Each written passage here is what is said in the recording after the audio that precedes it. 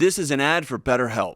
You work so hard to be the strong one for everyone else, but you're running on empty. The pressure to show up doesn't just disappear, it takes over your life. And talking to someone can help. Go to betterhelp.com/Ramsey for 10% off. Brought to you by the EveryDollar app. Start budgeting for free today.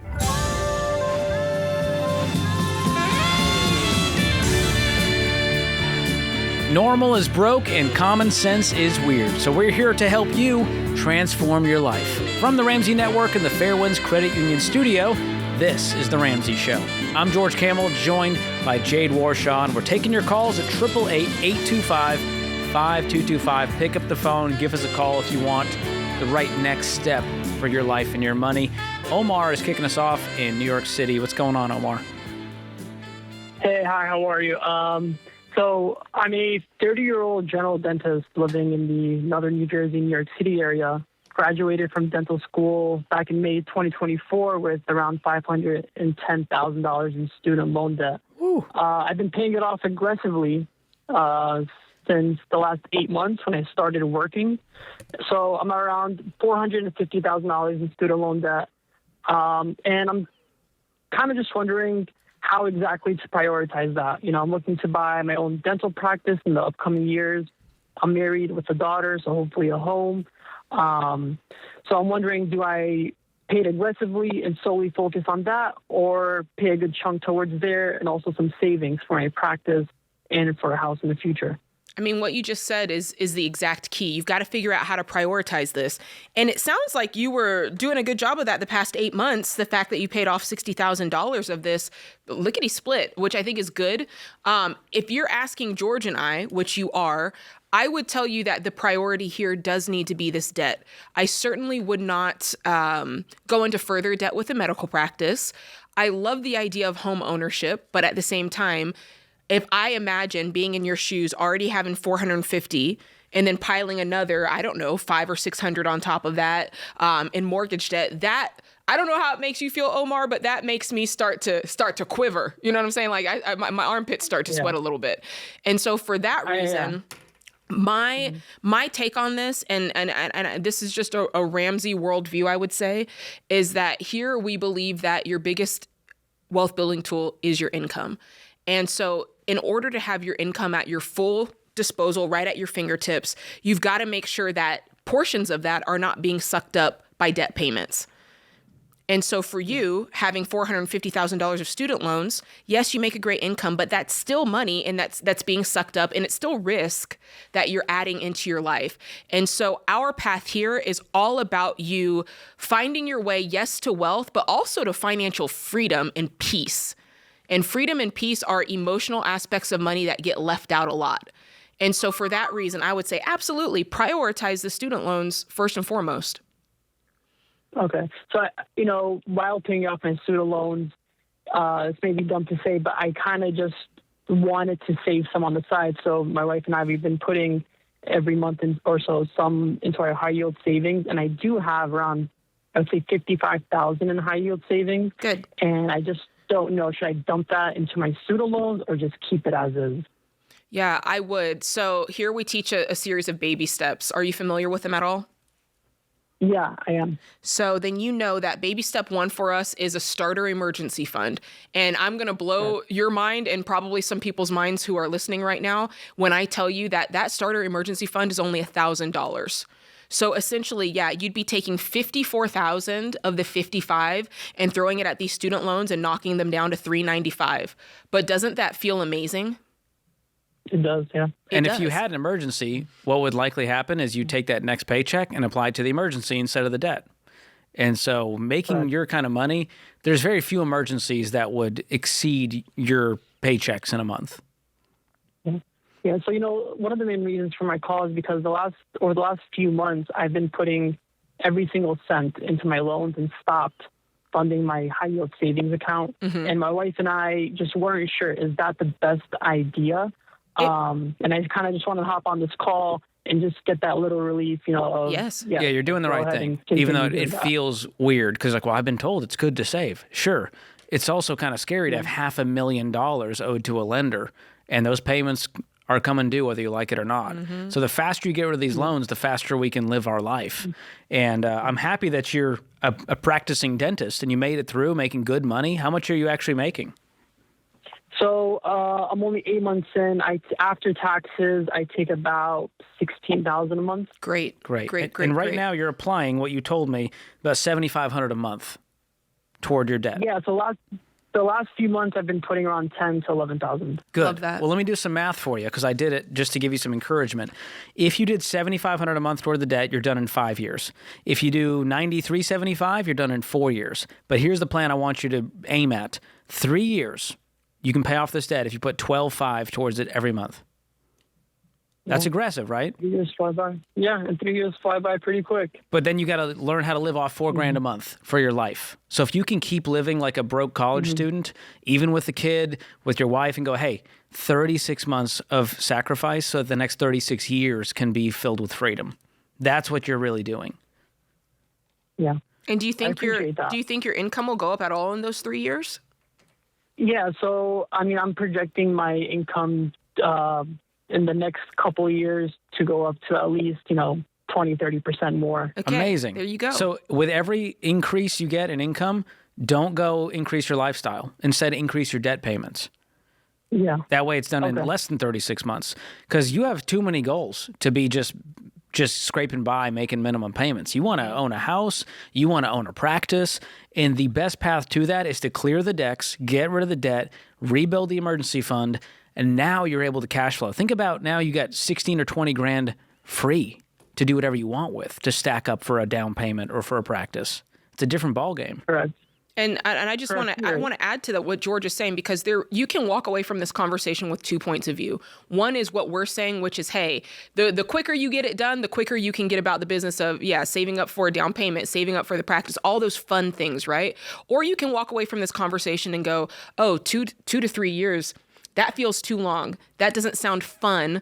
I'm not going to do it. I'd rather go ahead and, start on the house and stack up more debt there. And I'd rather think about this practice and stack up more debt there, right? So this really is going to point to what mentality do you want to have in life? Do you want to be a person who can short-term sacrifice for a while for a long-term gain, right? Can you have the foresight to say, if I just really lock in, and I think you have that foresight, you're a dentist for crying out loud, right? So lock into that same mindset that allowed you to accomplish that degree and allowed you to go on that path where you said, just for a short time, it's really going to suck. But if I do this now, the world becomes my oyster, right?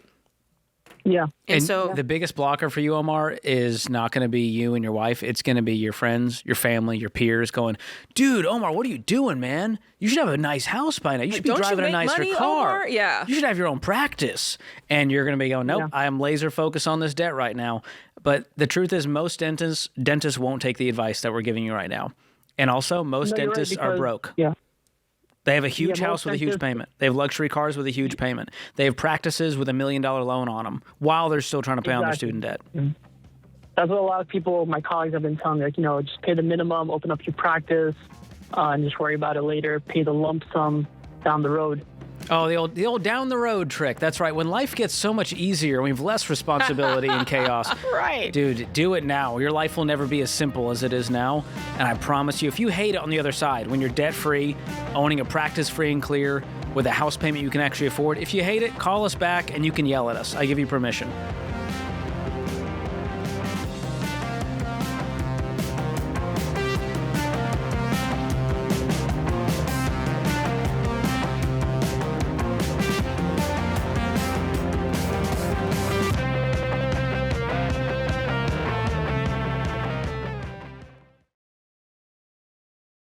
Let's talk about something nobody wants to think about until it wrecks their budget: medical debt. Medical debt is one of the biggest financial landmines in America today, and that's why Health Trust Financial is the only health insurance provider Ramsey recommends. You guys, a lot of people have medical debt, even with health insurance, because you can pick the wrong plan, pay big monthly premiums, and still get slammed with huge out-of-pocket costs later. And if you're self-employed or you run a small business, you're paying 100% of that bill. But Health Trust Financial shops multiple top-rated carriers with no extra cost or pressure to help you get the right plan while finding you big savings. And they don't just look at the cheapest one, they help you understand deductibles, networks, out-of-pocket costs, so you don't get surprised later. And most people who work with Health Trust Financial save up to 50% on their health insurance costs. That's real margin you can put towards working the baby steps instead of medical bills. So don't let one hospital visit sabotage your financial plan. Go to healthtrustfinancial.com and protect your budget. That's healthtrustfinancial.com.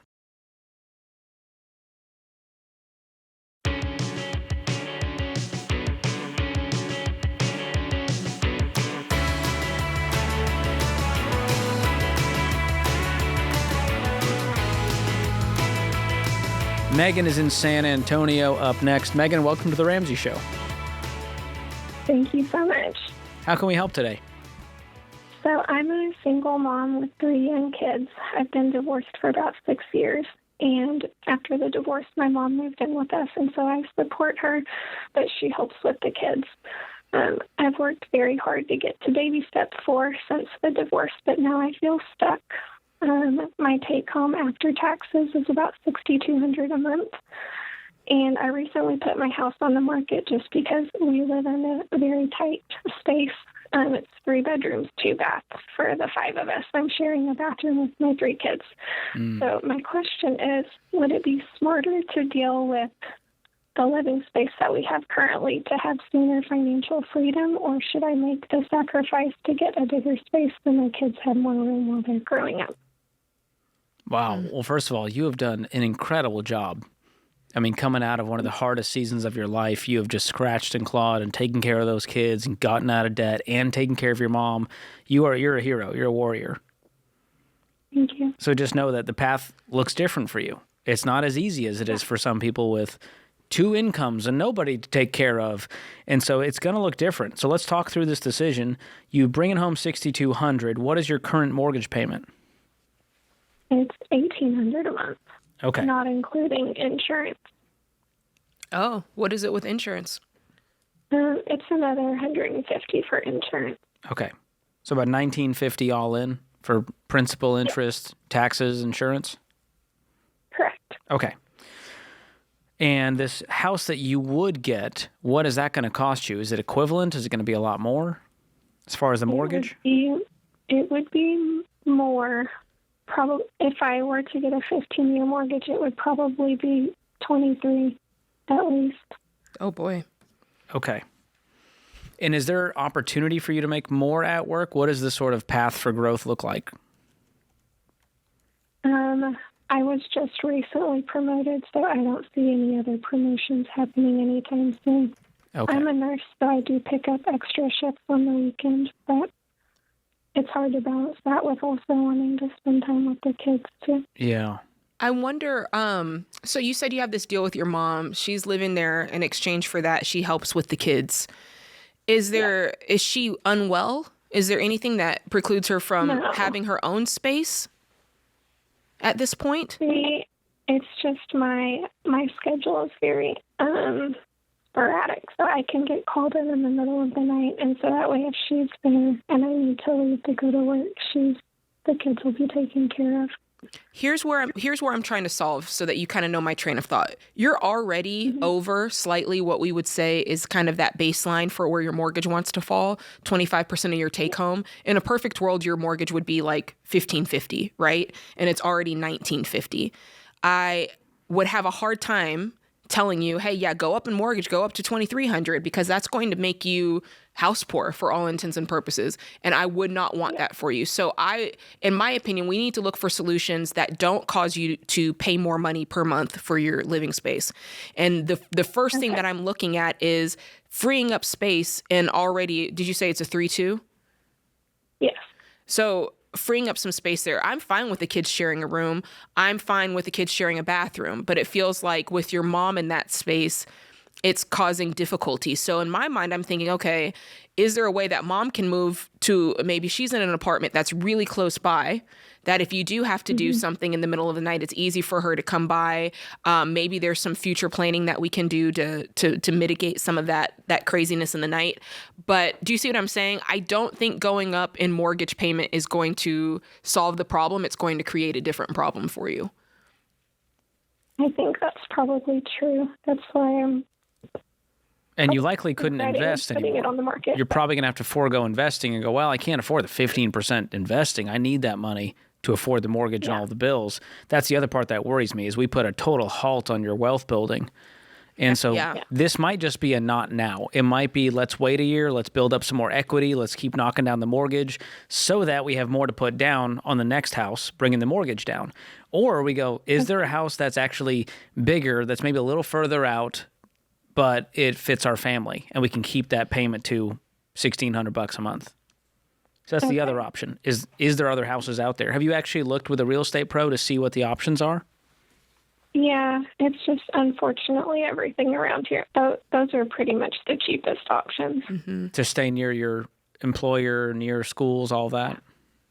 Yeah. Okay. And what is the long-term plan with Mom? Is she able to afford her own place? Is she able to eventually take care of herself? I know she 100% could, but I feel like there's an obligation to support her because she retired a couple of years early to move in with us. When you say obligation, is that financial or is that she can't physically take care of herself? No, she can take care of herself. I just feel like the expectation on her part is that I will take care of her since she made a sacrifice to take care of the kids. How old are the 3 kids? Yes. 5, 6, and 8. So they're all in school, right? The 5-year-old is in kindergarten? Yes, but I homeschool them, so she helps with that too. Interesting. Yeah, I can point to a couple of places. Now, this is a values conversation, but I can look at a couple of places where there might be room to move. And again, it's when I say move, I mean something to shake loose. But it's really up to you on how important those things are. Because if you told me, yeah, my kids are in school and grandma looks after them when they come home from school at 3 o'clock or at 3:30, whatever the time is, then I'd go, okay, well, you know, does that make sense? You wouldn't have to feel so much of an obligation to her. But when you tell me, oh no, she's basically working a full-time job by homeschooling them and taking care of them, I see why you feel such a strong obligation there. And unfortunately, if you continue to choose that, I'm not saying it's wrong. I'm just saying it's your values. If you continue choosing that, then what you're also choosing is we live in a smaller place where we're cramped. And that's okay. There's a trade-off It's there. hard. Yeah, it's hard to have it all sometimes. But I want to address the expectation because it seems like there's some unhealthy entitlement creeping in here. And I get that sounds like a wonderful woman. She's helping take care of your kids. And while she expects you to take care of her, you didn't expect to go through a divorce, decimating your life, crawling out of debt, taking care of 3 kids on a single income. And so there's also this resetting of expectations of Mom, in a perfect world, I would love for you to be able to live with us. But unfortunately, right now, everything's tight. We don't have anywhere to go, and we need a little bit of our space back. I still would love for you to help in this way. And you get a vote here too. But that's I see what you're saying. Like, I think that you're viewing it as this is her pay. Like, I can't give her salary for the things that she's doing. So in exchange for that, her pay is she gets to live here and I don't charge her rent. Am I looking at that right? Mm-hmm. So if you say, Mom, move out, but still do all these tasks for me, it's kind of like she's working for free. Yeah. And she can't afford to do that. Right? Yeah. I mean, or she can would just she? have Social Security, but She's just living off of Social Security? Okay, so she can't afford it either. What's her payment every month? Or what's her income total? I think I know she has a lot in investments, but she's worried that if she were to ever get sick or need a retirement home as she got older, that all of that money would be needed for that, which I understand. Makes sense. But Social Security is $2,500 a month. But Okay. all she pays for is her insurance, which is about $300 a month. Okay. I think you guys have a deal here, and it seems like, it's a quid pro quo. You got your part out of it. She gets her part out of it. And I think that there's just some parts of it that are uncomfortable. And I think that's just part of dealing with, to George's point, you're a single mom making it with 3 kids. And there's going to be, I mean, I don't have to tell you, you already know, you're well acquainted with the sacrifice and the struggle here. And I think that this is just part of it for this season. And the other option, Megan, I'm just throwing it out there. I don't love it, but you could get the new house, $2,300 a month, and she pays $700 so she can have her own room and space. And that could solve a few problems. Now, it doesn't solve the long term, because if she moves out, you're stuck with that payment. But it could, in the short term, alleviate some of these issues. But it sounds like right now you just got to wait, keep knocking out that mortgage with the equity, and then eventually we can make this move once we are capped.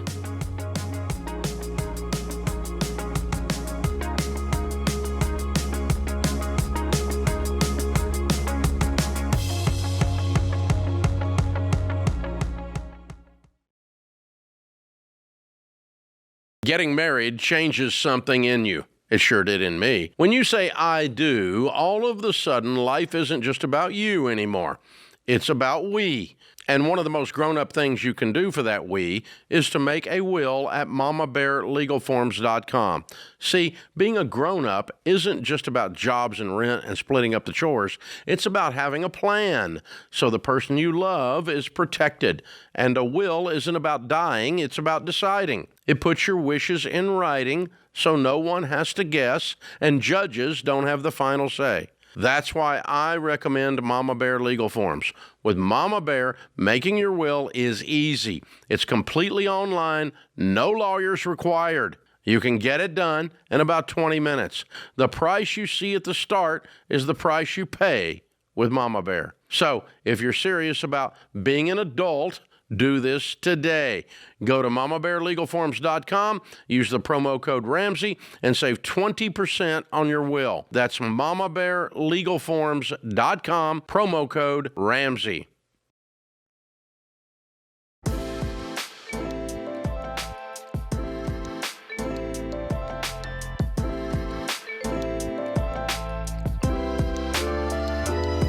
Big announcement, guys. It's May, and the Ramsey Cash Giveaway is officially here. You can enter every day. Thank you for that. I was waiting for the horns.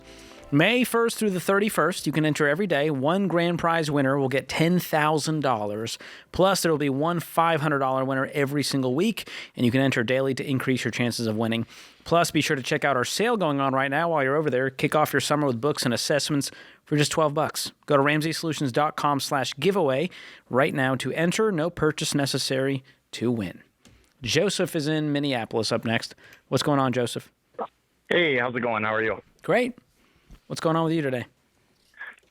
Nothing much. I just have a quick question about, so my wife and I are expecting our first at the end of the year, and we're trying to pay down some consumer debts. So we've looked at balance transfer cards. We have one line of credit that is currently bearing interest at 15.4%, which is pretty mild as far as like credit cards go. There's about $12,000 on that card, and we're paying it down aggressively, $2,000 a month. We've been hammering it towards that, plus our balance transfer cards and whatnot. My question to you guys is there an option to, like, I've looked at personal loans or debt consolidation loans, but every offer that I get is above that 15.4% that one line of credit is actively accruing. And so my question is about, is there ways to consolidate lines of credit from pre-existing cards, like ones that I've already set up for myself back in high school? I'm 26 for reference. And then newer balance transfer lines of credit that were set up within the past 24 months. Like, is there a way to consolidate the lines of credit? Is there a way to unlock other tools that may be lower than the 15.4 outside of going to friends and family? I mean, there possibly would be, but the question I have before I answer that is, how quickly do you think you can pay off this $12,000? 10 months. Okay, so we're talking about, we're trying to do the most to save ourselves maybe $140 a month in interest. Yeah, I think the most recent interest charge that was on that line of credit was like $220 a month. Right, but frankly, you'll be actively paying it down, so the amount of interest that you're paying is also, the actual amount is going down. I think that your energy is better spent in this way, paying off the debt and finding ways to pour more money on it. I think that's where the energy is better spent. And I say that for this reason. The why behind that is, a lot of times when there's two things that happen here. What kind of debt is it first? It's consumer debt. We got married in May of last year, so a lot of it is wedding debt. And is we it don't just have on the credit card? It's just on one credit card or multiples? Yeah, so there's the $12,000 that's bearing interest on the one credit card. We've done 2 balance transfers to 2 separate cards. One of them is completely paid off. The other one I recently just renewed my the offer to get 0% on another balance transfer. So what's your total debt right now? Yeah. 17. Okay. So the other reason that I don't love consolidating debt is because the way we teach debt payoff is the debt snowball method. And there is something to be said for having a couple of smaller debts that are separate versus one big debt.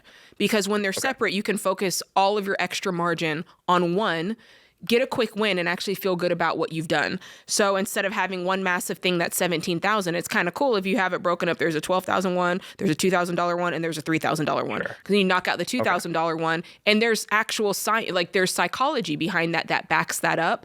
And so for that reason, I kind of like keeping them separate. If you did consolidate them, George, there's worse things he could do. But I don't think it seems like that's where your energy is. So far, Joseph, everything you've said is a shell game of just moving the debt around, switching outfits for the debt. Let's move the debt in some stretchy pants so we feel a little more comfortable. I'm trying to get rid of the debt instead of move it around. Are you with me? You with me? We lost Joseph. Hello? Okay, there there he you is. are. I was like, come on, man. I was hoping for a big ask him one more time. Are you with me? Can you hear me? Yeah, Can I you can hear me? hear you. Hello? Yeah. Okay, cool. Yeah, So I understand what you said. I can tell you're a smart guy. You know your numbers. I just want you to, like Jade said, focus your energy in the right place, not calculating how much interest you can save, but instead calculating how fast can I get out of debt if I just throw the most at the payment. No more balance transfers, no more consolidation, no more lines of credit, no more Instagram ads, no debt relief, no debt settlement. The guy in the mirror is the solution to the debt. Not an outside force, not another debt whack-a-mole. You feel me? He's there. He feels you. He's there in spirit. His phone keeps cutting out. I promise, guys, he is pumped up right now. I'll play the role of Joseph. Yes, George. I feel what you're saying. I could just feel, I was exhausted just listening to him talk about all the balance transfers he did to move all this around. I'm like, dude, in that time, you could have just knocked it out. He could have been done. I mean, if you're throwing $2,000 at the debt, you got 17. Yeah. It's pretty easy math here. Mm-hmm. Let's just knock it out in, what's 8 months, 9 months? You said 10 months. So, 10 all right, months, less yes. than a year, it's gone. And we're not going to focus on interest rate. We're going to focus on the margin we're throwing at that principal. That's the goal here. Thank you for the call. Stephen is in Fort Worth, Texas, up next. Stephen, welcome to the show. How can we help? Hey, thanks for taking my call. I'll try to keep it quick. So my wife and I are having a baby in June. We've already got like our start mode. We've got $16,000 in a high yield savings account for that. Since we already have that saved up, we've still been paying on my wife's student loans. We've paid about $75,000 since last June, and we are on track to pay off the last $20,000 by the time the baby is born. Awesome. However, I just got a job offer that would require me to move to another city, and the house that we bought 4 years ago was a bit of a fixer-upper, and we paused our renovations to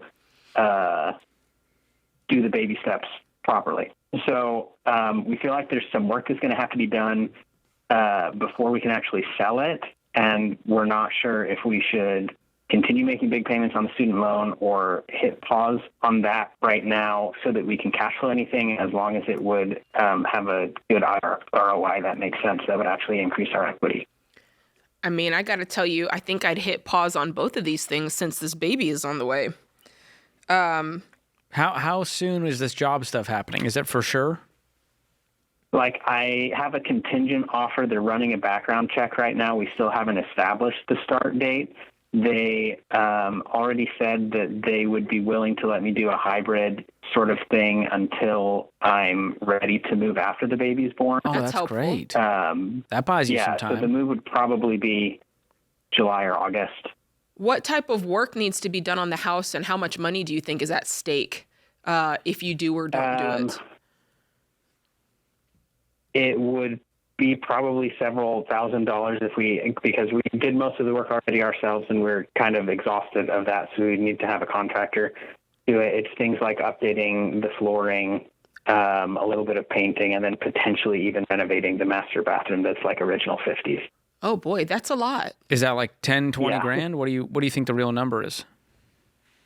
everything together could be that. Like I said, we need to talk to a realtor about specifically which items would increase the value the most. Mm-hmm. But yeah, it would probably be anywhere from $5,000 to $20,000 total. I don't see how you can do a bathroom and floors for $5,000, but maybe check those numbers. If we didn't do the bathroom, it would be $5,000. Okay. If we did do the bathroom, it would be $20,000 plus. Okay, got you. I was about to say that makes more sense. In 1999. I think that how long would it take you to save up the money to do that work? So we'll be getting $7,500 of miscellaneous expenses paid by the company as part of the relocation package on top of what they calculate it would cost to actually move. Okay, but you'll need that money to move. So that's already earmarked for whatever they pay us to move plus miscellaneous expenses is another. They'll cover that too. Anyway.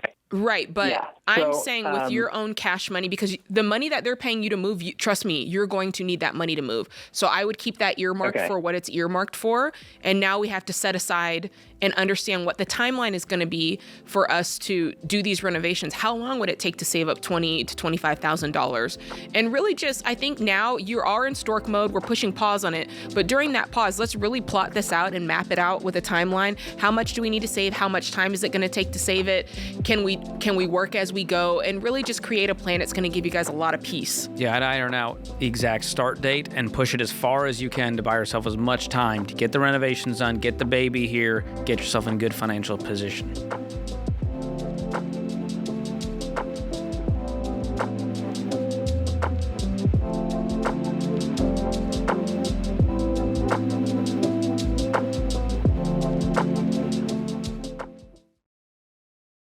If you're at the point where you think bankruptcy is your only option, stop for a minute. You might have another way out. Guardian Litigation Group. Most debt relief programs sell you on the illusion of protection, but a crappy legal plan tacked on as an upsell doesn't actually defend you when you get sued. It just leaves you confused and exposed. Guardian is different. They're not some call center, they're real attorneys. And with Guardian, you're assigned an attorney from day one. That means if your creditor sues, you're not scrambling and you're not hit with surprise legal fees. Now listen, I'm always going to tell you the best way out of debt is the old-fashioned way. Clean up the mess and pay it off. But if bankruptcy is staring you in the face, Guardian gives you a legitimate alternative. They've helped over 55,000 people settle more than $600 million in debt. So before you make a decision that follows you for years, go to guardianlit.com/Ramsey. That's Guardian, LIT.com/Ramsey. Attorney advertising. Results may vary and no specific outcome is guaranteed.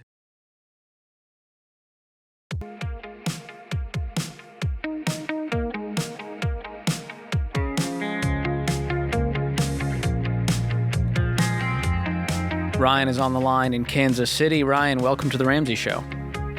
Hi, thanks for having me, guys. Absolutely. What's your question? So I have a financial advisor, and we were kind of going through the baby steps, and I was kind of telling him where I wanted to go with the baby steps, and I was getting my 401k investments up to about 15%. I was at 13, my wife was at 12, and he told me, hey, have you ever thought that you might have too much in retirement and you might want to live a little bit more freely now? And so he suggested that we kind of knock it down to 8% because my company matches my 8% at 11%. And so he suggested that that's too much money going into retirement and we should live more freely currently. And I was hoping to get your guys' opinion on, is this the right move or should I still be pushing to get done with baby step 4? Wow, I've never heard of a financial advisor telling you to invest less. I mean, are you guys already financially independent? Do you have millions of dollars? Yeah, what do you have? Okay, so we don't have millions. We've got $350 put away in our 401ks between my wife and I. We make combined, I make $111, she makes $118 a year, and then I also get $24,000 from disability from the military service. And we have 2 kids, and I kind of want to start saving for my kids' college fund, and that's why, because I've got a 7-year-old and a 4-year-old, and I'm scared that I'm not going to be able to just cash flow that for them. I want to start building 529. Yeah. That's kind of where all this came in. And you don't have the margin to do the investing that you're doing and put aside some? You guys make a great income. Well, thank you. And right now we're kind of struggling to do both. Why? So something that means something is out of proportion. Yeah, lifestyle creep.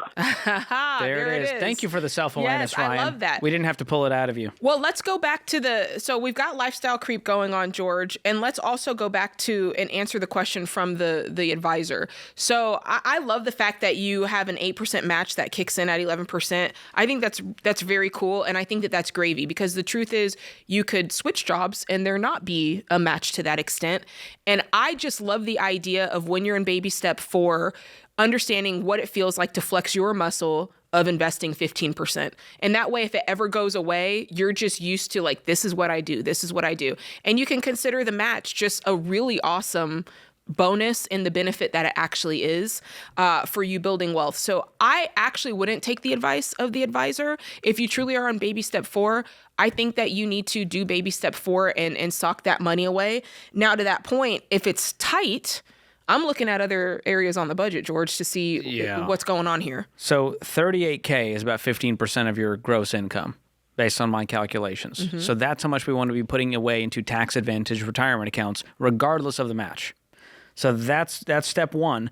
Once you have that going, then we move on to college savings and set a goal. You can use an investment calculator on our website and go, all right, if we put $400 away for the older one, $300 away for the younger one, we're going to have this much by the time they turn 18.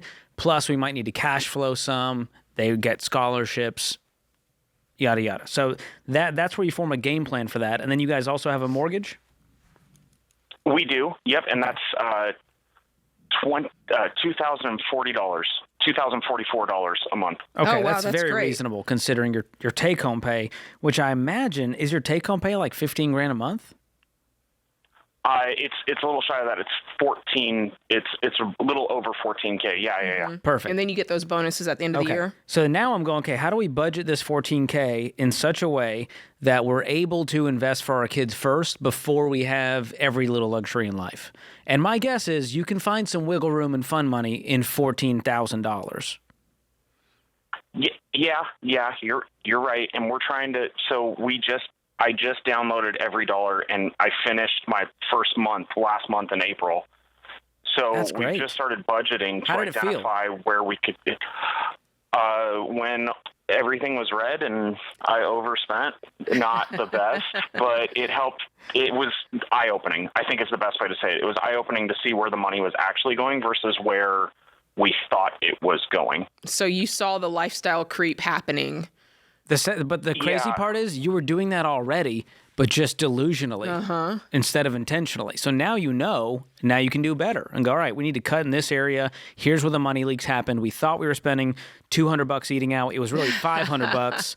We need to ratchet down on that. So now you and your wife can create a game plan and spit shake and stick to it and go, all right, we're going to cut these areas down, ramp this area up, add this investment. And what I do, Ryan, is I auto-invest it to my kids' 529 plan so that the paycheck hits, You don't I don't even even know. see that money. It happens on payday. So by the time I have a chance to even look at the bank account, the money's already building wealth for me.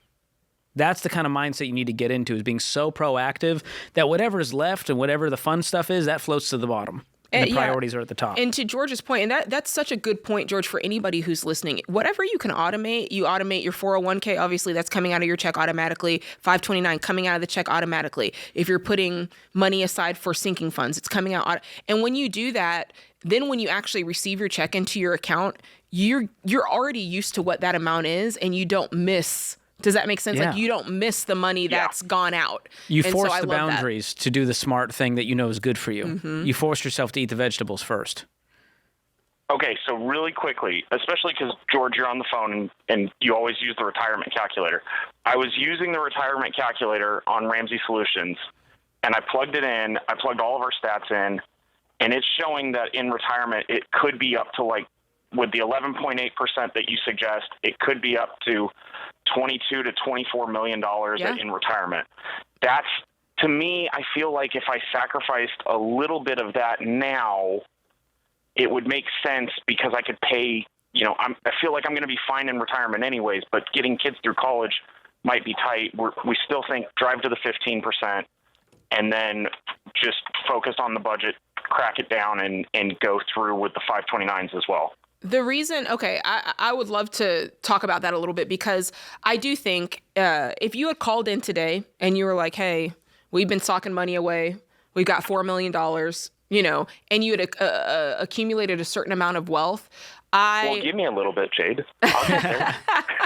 I would have definitely felt the feeling of, do we have to be quite so intense? I mean, we're going to have so much money. I could understand that, but you're not quite there yet. Therefore, the choices that you make today really, really matter. And how you craft your lifestyle really, really matters. And where you are, where you're making this really great income, it's so easy to get sloppy, because you do have the cash flow and you know what I'm saying? Like, your income can kind of cover up things. But the truth is, if you're making this income and the margin is not there for you to do the baby steps, that is a huge red flag that, man, we do need to tighten it up. If I looked at my budget today, George, and I said, for some reason, there's just not 15% there to invest, you'd look at me like I was on the crazy train. Like, what in the world are you doing? Because the truth is, I'll find it. It just might be hidden in a debt payment or lifestyle creep. Yeah, or it's hidden in DoorDash. Yeah, absolutely. And so for you, Ryan, I think you have the opportunity to really look at your lifestyle and put the correct boundaries in the correct place. And that's something that's going to serve you well beyond this, of being able to have the discipline of saying, I know when I'm off the rails and here's what it looks like. So it's more of a philosophical thing for me than if you don't do this, does that make sense? You're going to have plenty of money. And there's a lot worse that you could do. Okay, so hear me say that. And the other part of this is there are a lot of assumptions made. Like, it's fun to punch it into a calculator and go, cool, that's how much I'm going to have. But we also don't know what the returns will be, what inflation will be. Will your income stay this high forever? What if there's a health diagnosis? What if one person wants to stay home?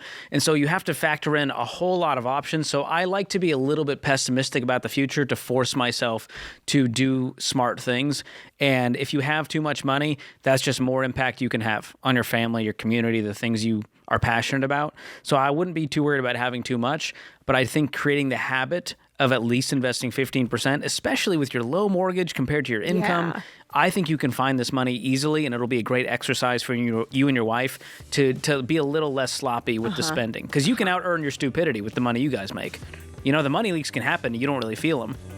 So adding some friction back in and putting your money where it matters, man, you're going to feel so good. I think so, being too. proactive and intentional instead of just going, we'll be all right. What's a little DoorDash here, a little DoorDash there?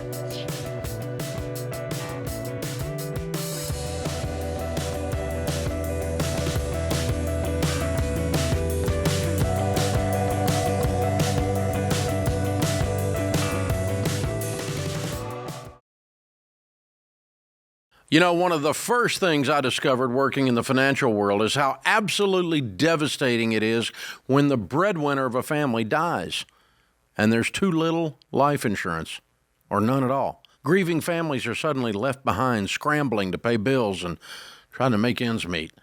I also discovered that there are a lot of rip-offs in the life insurance world, like that whole life crap posing as an investment opportunity. What you need is level term life insurance, usually 10 to 12 times your income, which is the smartest, most affordable way to protect your family. The key is finding an independent broker who represents a ton of companies and works for you, not for the insurance company. This is exactly what my friend Jeff Zander and his team at Zander Insurance are all about. They shop the term life companies to find you the best options, and they've been around for over 95 years.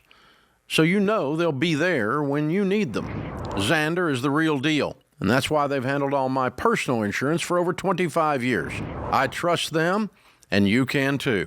Visit Zander.com for instant online quotes, or for a more personal touch, give them a call at 800-356-4282.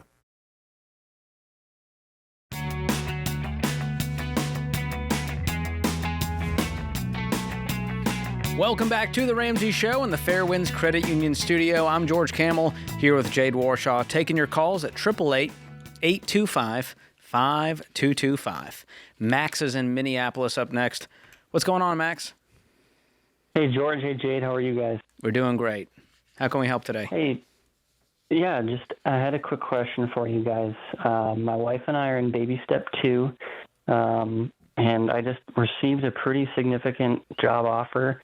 I'm really struggling with the idea of leaving my current employer, and I really don't know how to leave an employer that's been so loyal to me. I just was wondering what your thoughts were. Wow. What's the pay now, and what will you be making? Currently, I'm an electrician, so I'm an apprentice. I'm making $28 an hour right now, and the new job offer at the other place would be $50 an hour. Whoa. Wow. That's a pretty serious upgrade, man. That's almost doubling your income. Yeah, by a lot. So explain to us the trouble that you're having with, so it's not the move, it's not the job, it's strictly, man, I'm loyal to these people, they've been good to me, how do I tell them? Is that it?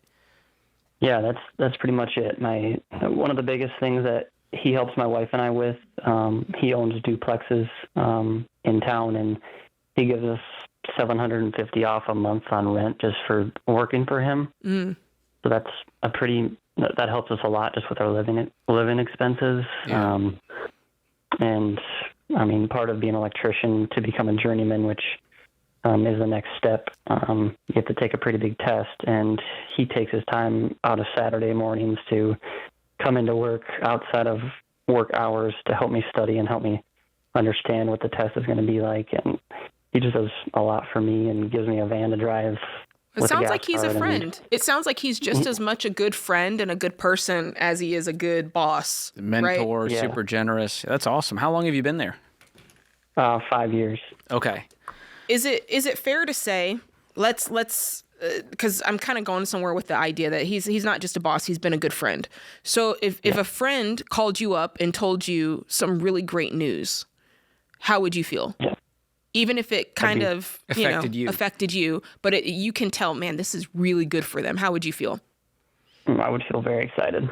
For them. Were you out there like looking for this job? Not really. I just have other friends who are in a similar position who had already taken before me, and there's just more to come too. They're looking for people. They're looking for guys that are hungry to work. And yeah. Well, what I wouldn't do is just stay in it for loyalty. I would have the conversation with a whole lot of gratitude and let him know exactly how you feel. Man, you honestly changed my life. Over the last 5 years, the way you've mentored me, the generosity you've had toward me and my family, the things you've done for us outside of this place, it has impacted me, and I'm going to take that with me forever. But there's an opportunity that is going to change our family's finances and help us get out of debt, help us build wealth, and we're going to take that opportunity. But I want to let you know that this place means the world to me, and I hope that we can remain friends. How would he handle that? I think he would handle that pretty well. I think I'm just a little too nervous about what the reaction will be. Yeah. Well, I think it's probably worse in your head than I don't think he's going to yell at you and go, after everything I did for you, this is how you treat me. I mean, if he knew you were going to double your income, he should be happy for you as a mentor. Absolutely. The reason he did all this was because he believed in you and he wanted you to grow as a person, as an electrician, and a natural byproduct of that is when you grow, you outgrow. Yeah. And I think mature adults understand that nothing lasts forever, and few things last for a really, really, really, really, really, really long time, right?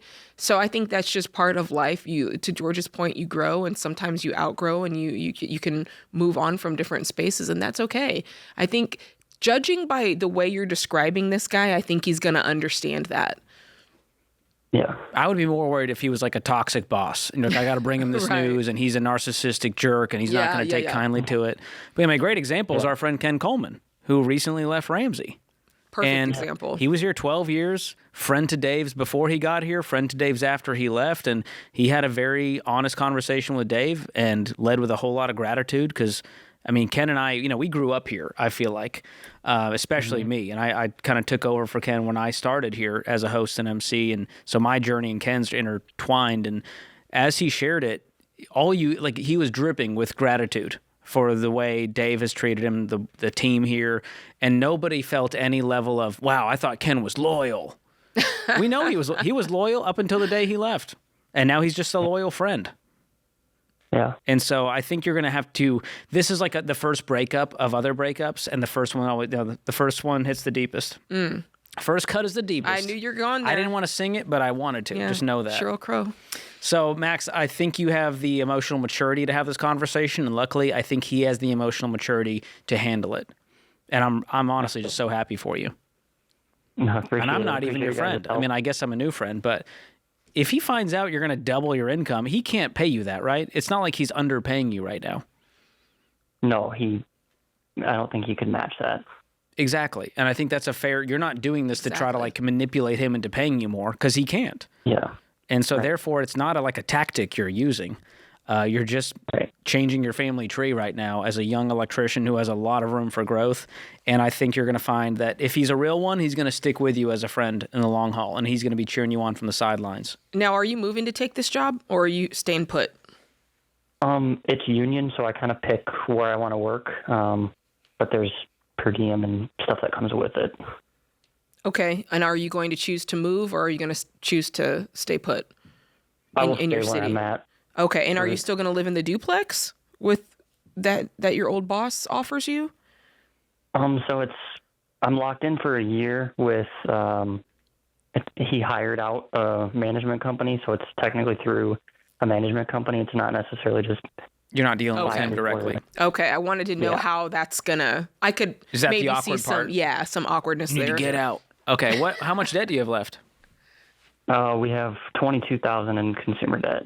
Awesome. And you're going to be making $100K on your own when you take this new job. Yeah, our take-home pay with this new income would be around $10,600 a month. Woo! Like that. Man, that's pretty wild, which means you're going to get rid of this debt fast, build up an emergency fund fast, be investing double what you would have been. I think that's an amazing feat at your age to be in that place, and nobody would fault you for it. Nope. Yeah, that's the goal. Man, and if you want, here's what I would do. I would practice the conversation. Like, you can write a letter first to kind of get all the words out there, because when you start the actual conversation, it's going to be like a word vomit, and you're going to be nervous, and it's going to be emotional. And so just knowing ahead of time how you want it to go and kind of knowing the flow and the arc. Hey, I want to start with the generosity. I want to then enter with the opportunity, end with how grateful I am for this friendship. And then you guys can get into logistics. And I think quickly you'll find his facial expression will be that of maybe surprise, maybe a little bit like, oh, man. But then at the end, happiness for a friend. Thanks for the call, man.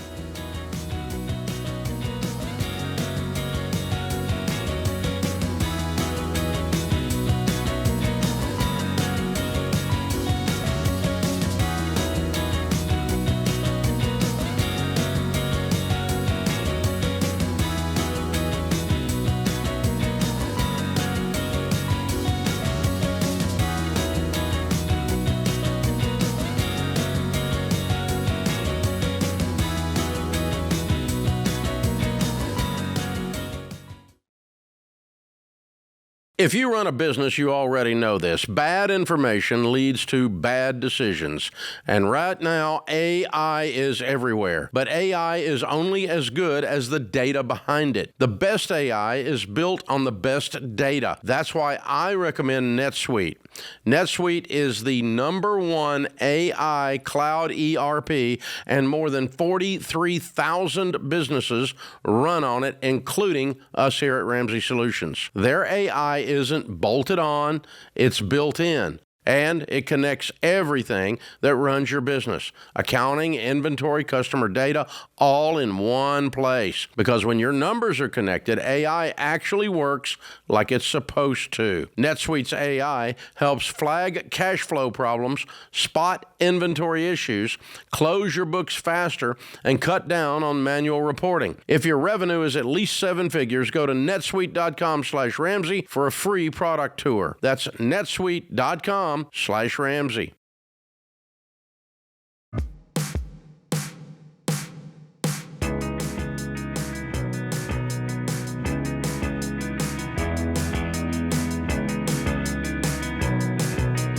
Joseph is in Tampa up next. Joseph, welcome to the show. Hey, how's it going? Great. How can we help today? Good. I don't really know how to put it in a question, but I have a lot of debt. I'm not really sure where to go. And honestly, I just feel like I'm failing my fiance and our 2 kids, and I just need help. Wow. Those are some fighting words. How much debt do you have? Yeah. Total $77,607. Okay. What kind of debt is that? Break it down for us. $34,000 in credit cards, personal loans, and a broken rental lease. About $29,000 in a pickup, and about $14,600 in student loans. Okay. So the overall is, I want to get out of this. I want to let go of the stress. I want to do more for my family financially. Yeah. Sorry. It's all right. You take your time. This is, there's a lot here. I can tell this has been weighing on you a long time. Yeah, it's really hard. It's really hard. What caused this? Was there an incident that kind of caused a snowball in the wrong direction, or is this just a couple of decades of, just not being intentional and just letting life happen? So I'm only 25, and I don't want to make excuses for myself, but I grew up and watched my parents be really bad with money, have a lot of debt, and they still do. So, I didn't really know what a debit card was growing up. I knew what a credit card was, I understand. Okay. And so the last few years, just making dumb decisions, and now I've matured a little bit and realized that I messed up and I got to fix it. So you're working. What are you earning? Yes. I don't know the exact. I think it's almost $71,000 a year. Okay. What does it look like a month? What's your paychecks look like every time you bring them home? About $1,200 a week. Okay. $1,200 a week. And what about your fiance? She stays home with the kids. Okay. And how old are the kids? Our daughter is almost 4 and our son just turned 2. Okay. And is there a wedding in sight, or? We've been thinking about going to the courthouse, but we've also kind of agreed that we need to tackle some of this debt first before we can start saving for a wedding. Okay. Okay. What are your monthly expenses look like right now? You guys have. So everything that I'm actively paying on comes out to $1,870 a month. That's just the debt? No, that's just like my pickup payment and then all my bills. Okay, that's not your full. Are you guys renting right now? We are currently with my in-laws right now. Okay, so you have very little housing expenses, which is good. Yes. So you have a little bit of margin right now to throw extra on your smallest debt? The way I've got it calculated, and I could have it calculated wrong, is I have about $250 a week left over. So $1,000 a month to throw extra on the smallest debt. Have you built a budget yet? Because if you don't have every dollar, we need to get you in that, because I think it's going to give you a better visibility into all of this. Have you tried that? I have downloaded every dollar before. I can't tell you that I've used it. I just have a piece of paper in front of me with the cost of all my bills and, how it comes out each month. Before we get off the line, we're going to make sure you have every dollar, because it's going to help you in so many ways. Number one, it's going to give you a clear picture of what your income is, what your expenses are, and it's going to help you with the most important thing next. And that's what you need to focus on. And just being able to see, once you plug in, okay, here's my income, here's all the expenses, here's how much margin I have per month. Looking at it on a weekly basis is helpful, but really seeing it for the month and seeing those lump sums is even more helpful. And I think that's going to give you a clearer picture on what's actually going on. And then you'll know, okay, I have, $800 or I have $1,000 every single month that I can throw at the smallest debt, which in this case, is the student loan. But I have questions about this $29,000 truck.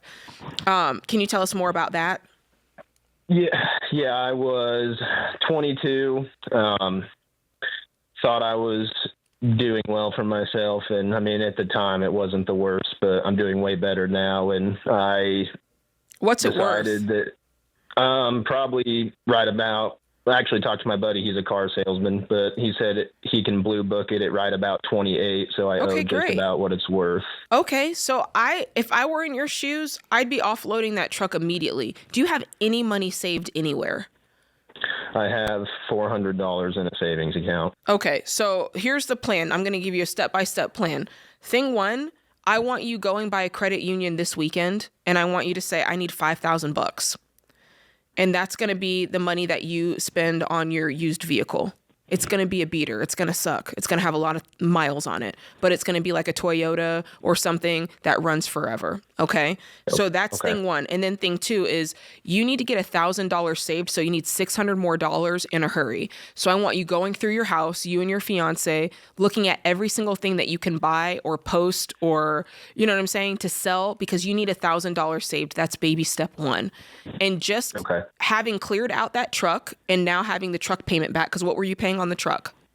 $930. Ooh. And that's without the insurance. My insurance, I'd cover my fiance's as well, as $330. Yeah. So you having that like $1,200 freed up on top of $1,000 that you said you can throw at the debt. Now we're moving. Now, You see what's happening here? We just freed up $2,200 to throw at your smallest debt. Right. Which is over $25,000 a year. So worst case, if you just did that and nothing else, you're done in 3 years. So I want to show you there is a way out if you just get really focused and follow this plan exactly as we teach it. If you go, well, I want to just take parts of it, it's not going to work. You got to go all in.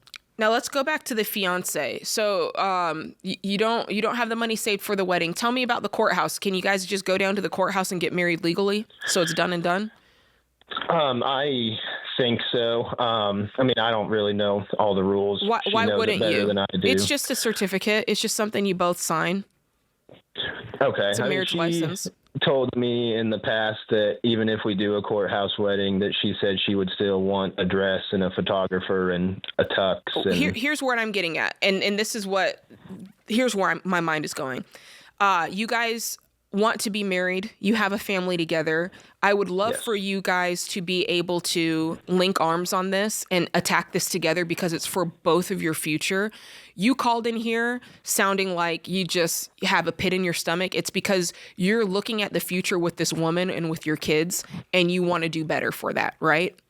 And so what better way to start than to fully commit? Now, today you don't have the money for, a big party. If she wants to put on her best dress and go down to the courthouse, I think that's great. Or if you guys simply want to say today, this is kind of our secret and we're going and we're signing the paper. Nobody really has to know about it. This is just so that legally we have the protections to go all in on this together.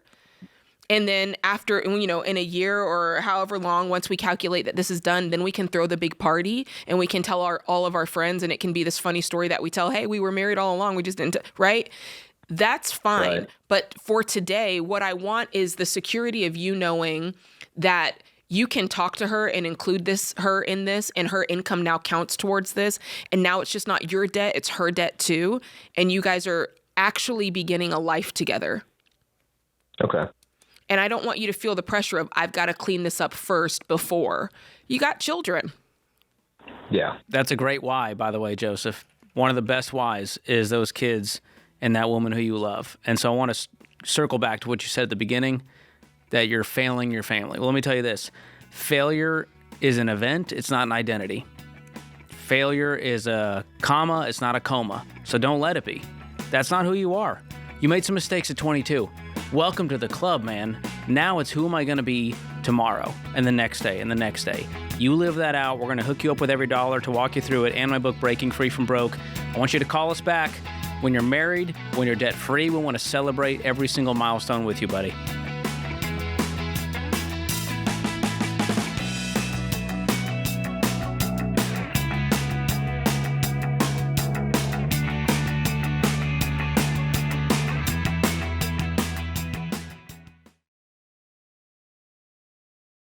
Hey, you guys, did you know that there are thousands of data brokers whose entire business is collecting and selling personal information? Things like your home address, your phone number, and even your relatives' names. You guys, that is just crazy, but that is why I use Delete Me, because those companies pull information from public records, social media, and all kinds of other places. Then suddenly all that information shows up on random websites. And removing it yourself means going site by site, filling out forms, and hoping they actually take it down. It takes hours, and then it can even pop up somewhere else again. But Delete Me's team of privacy experts removes your personal information from hundreds of those data broker sites. And within a week, you'll get a report showing what they have found and what they have removed. And they keep scanning and cleaning up your data year-round. So take back control of your privacy. Go to joindeleteme.com/Ramsey and get 20% off your annual plan. That's joindeleteme.com/Ramsey.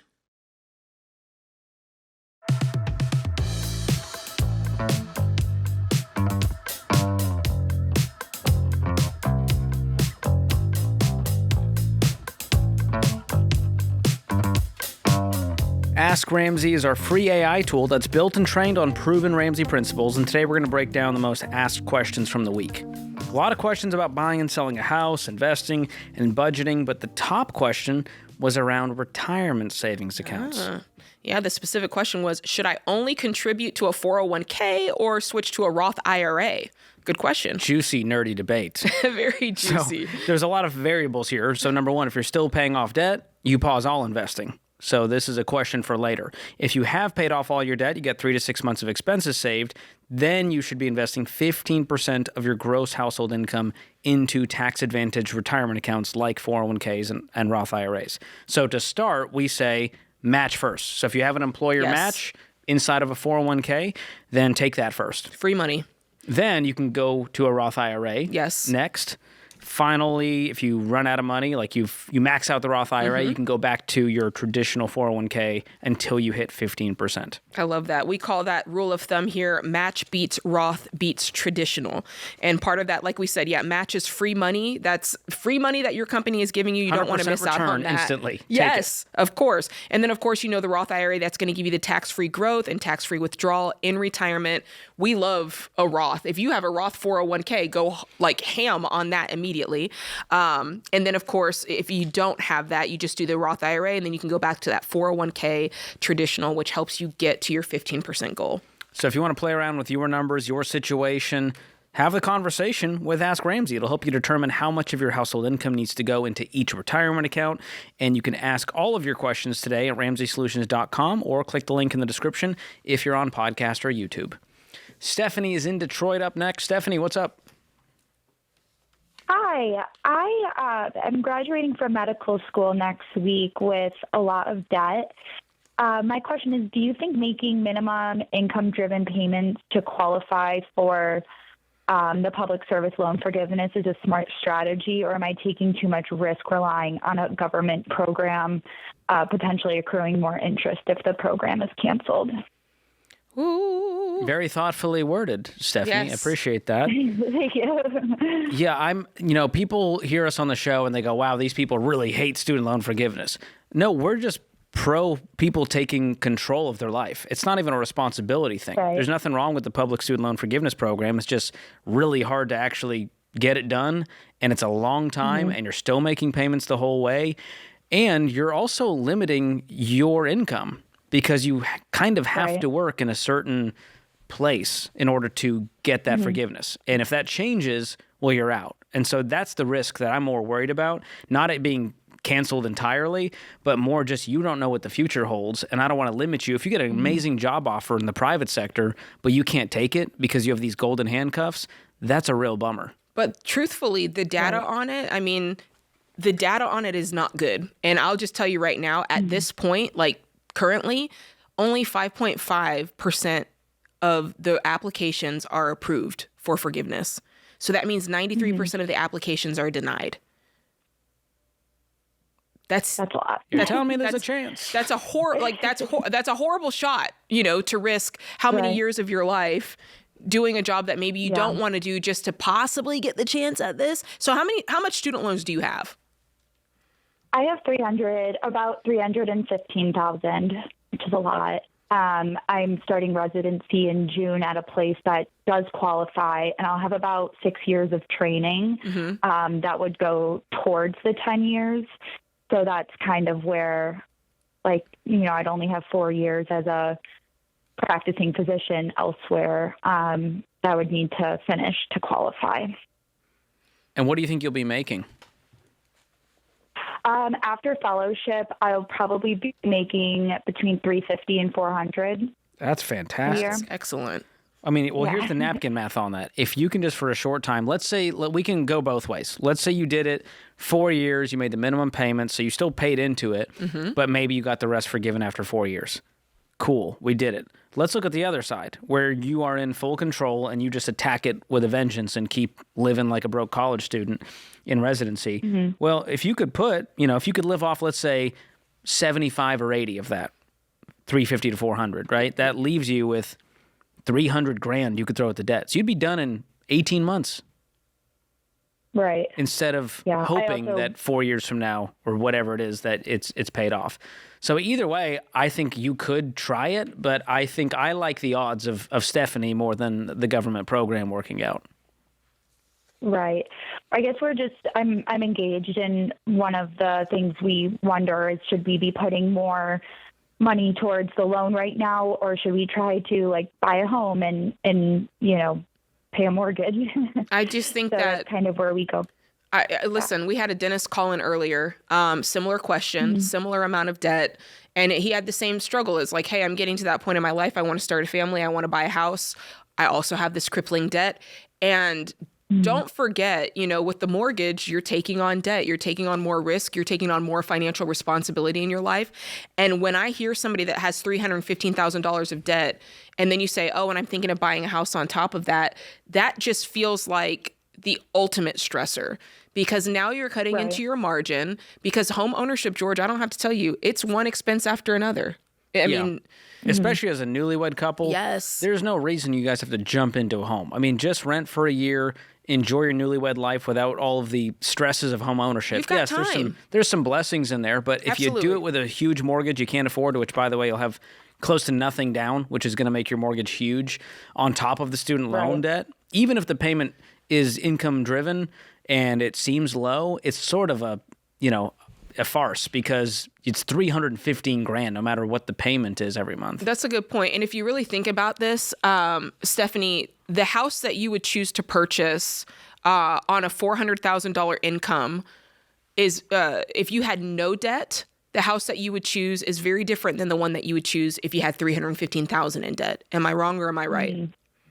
Yeah, absolutely. Yeah, so I think it's worth it. It behooves you to wait on this, get the debt paid off. By then, maybe you're even earning a little bit more money. And your then husband will be working too? That's right.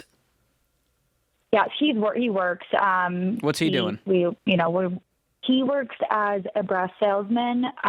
So he does well for himself. We're just not planning on combining anything until we're married next year. Good. But think about that. Let me walk you through that. If you get debt-free, let's say before you're married, let's say you follow this in 18 months or whatever, you do this. Now, obviously, you need to be out of residency making that kind of money, so you'll probably be married by then. But if you can pay off the debt in 18 months, $315,000, then you can save up another $315,000 in 18 months. Yeah, well, my income won't be that for another 6 years, though. Yeah, so that's a ways away. So even when you're married, though, when you combine incomes once you're married, you'll still be able to start knocking out this debt, even before you're making that kind of money. Right. And so it still tells me, I'm just saying within 3 years of being married, 4 years, you're probably going to be debt-free with an emergency fund and a down payment. But you just have to stay focused. Impossible to me. It'll happen. You'll be shocked at how fast you'll move. Anyway. Yep. Once you guys are married and you have two people working toward the same goal. Now, that's hoping that he's on the same page as you, that you guys have the same money values, principles, goals. That's going to cause you to move so much faster. And I have great faith that you're going to be just fine. But I would focus on paying it off. Because of your situation, I think the upside is there for you just to knock it out and not have that carrot dangling of forgiveness, and then to not get it because you messed up the application or you got a private sector job. Yeah. So I wouldn't do it personally, but I'm not mad at you if you do it. And don't take my word for it, Stephanie. Yeah. Get on the interwebs, get on ChatGPT and look it up for yourself, and you will be astounded at the numbers and at the data on this, and you're gonna go, oh crap. She was right. I wish she wasn't. Right. Listen, I wish I wasn't right. I wish that this was a guaranteed move for you and it would happen and it'd be a light switch, but that's just, unfortunately, that's just not the way it is. Yeah. Whew. Especially when I think the problem is people are now going into massive amounts of debt without really feeling it. That's right. Because they're going, well, I could probably get it forgiven later. Probably. Hopefully, fingers crossed. Well, what it's hiding under is the rate has actually increased. But when you say, oh, we've gone from 3% or we've gone from 1% to 3% or 3% to 5%, it's still 5%. That's terrible. So, now it's 5 out of 100 people who are going to get it. Oof.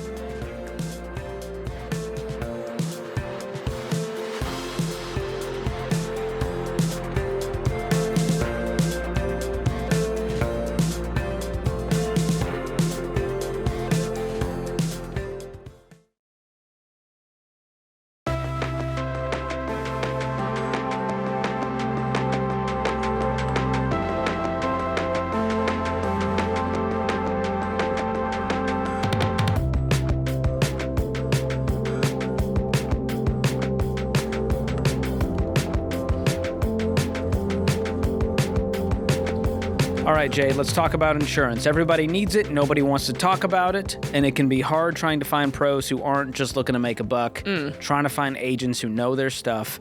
But we've got you. Ramsey Trusted Insurance Pros are vetted and coached to make sure they're market experts who have your best interests at heart. So go to RamseySolutions.com/coverage to find the type of insurance you're looking for and connect with a Ramsey Trusted agent. Amen. Love to see that. I just upped my life insurance last night, and I felt real good about it. Went over to Xander, got the quote. Yeah. Filled out the application. It was a breeze. 5 minutes on my phone. Love that. And I slept a little bit better at night. Do you have to do another appointment? I think I need some blood work done. That's the not fun part. Are you squeamish?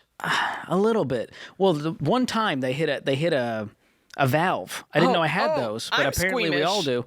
And so fell out? I never gave blood after that. Let me just say that. Ooh. That was painful. Somebody just passed out whilst they were driving listening sorry, to this. guys. My bad. My bad. All right, let's go to the phones. Blake is in Chattanooga, Tennessee. What's going on, Blake? Hi, thank you guys for taking my call. Sure. How can we help? So I have a question about retirement. So right now, my husband and I, we're on baby steps 4, 5, and 6. We are not hitting the 15% of our income, and I'm not sure where to go. So we already maxed out our IRAs. We're doing 12% in my husband's 401k through work, which is about 12 or 13 grand, and that only brings us to 27,000. On a low year, like if we take a low month, 30 grand a month roughly, that's a low month for us. That's 360 grand a year, right? Mm-hmm. We're coming up pretty short on 15% for the year. So good problem to have. I love that. So what is your gross household income for the year? Give me a ballpark on that. The lowest it would be is about 360, but probably somewhere closer to, I'm hoping 450 this year. Woohoo! So you're maxing out the 401k. You're each doing a Roth IRA.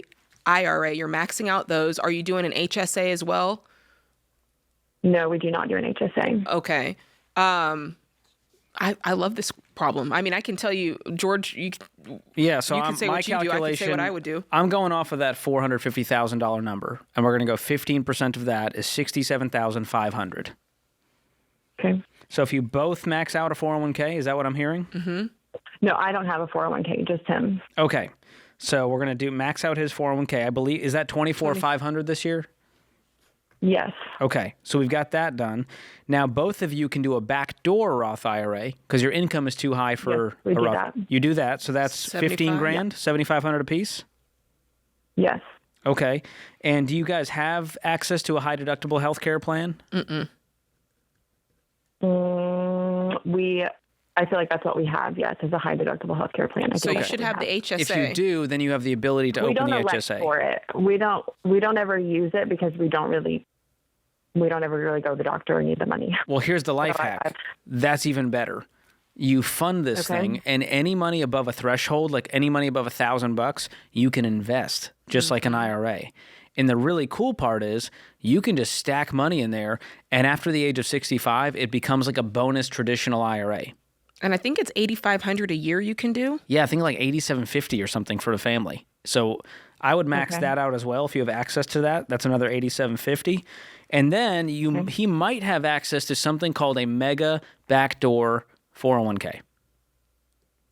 And this is where you can do after-tax contributions and then convert it over to a Roth IRA. So he can look into that. But honestly, once you've done the 401k, the IRA, the HSA, I might then just go to a taxable brokerage account and invest in index funds and kind of have what I would call a bridge account. Because I assume you guys are young? Yes, 35, 36, yeah. Amazing. So this bridge account, let's say you wanted to be work optional at 50 or 55.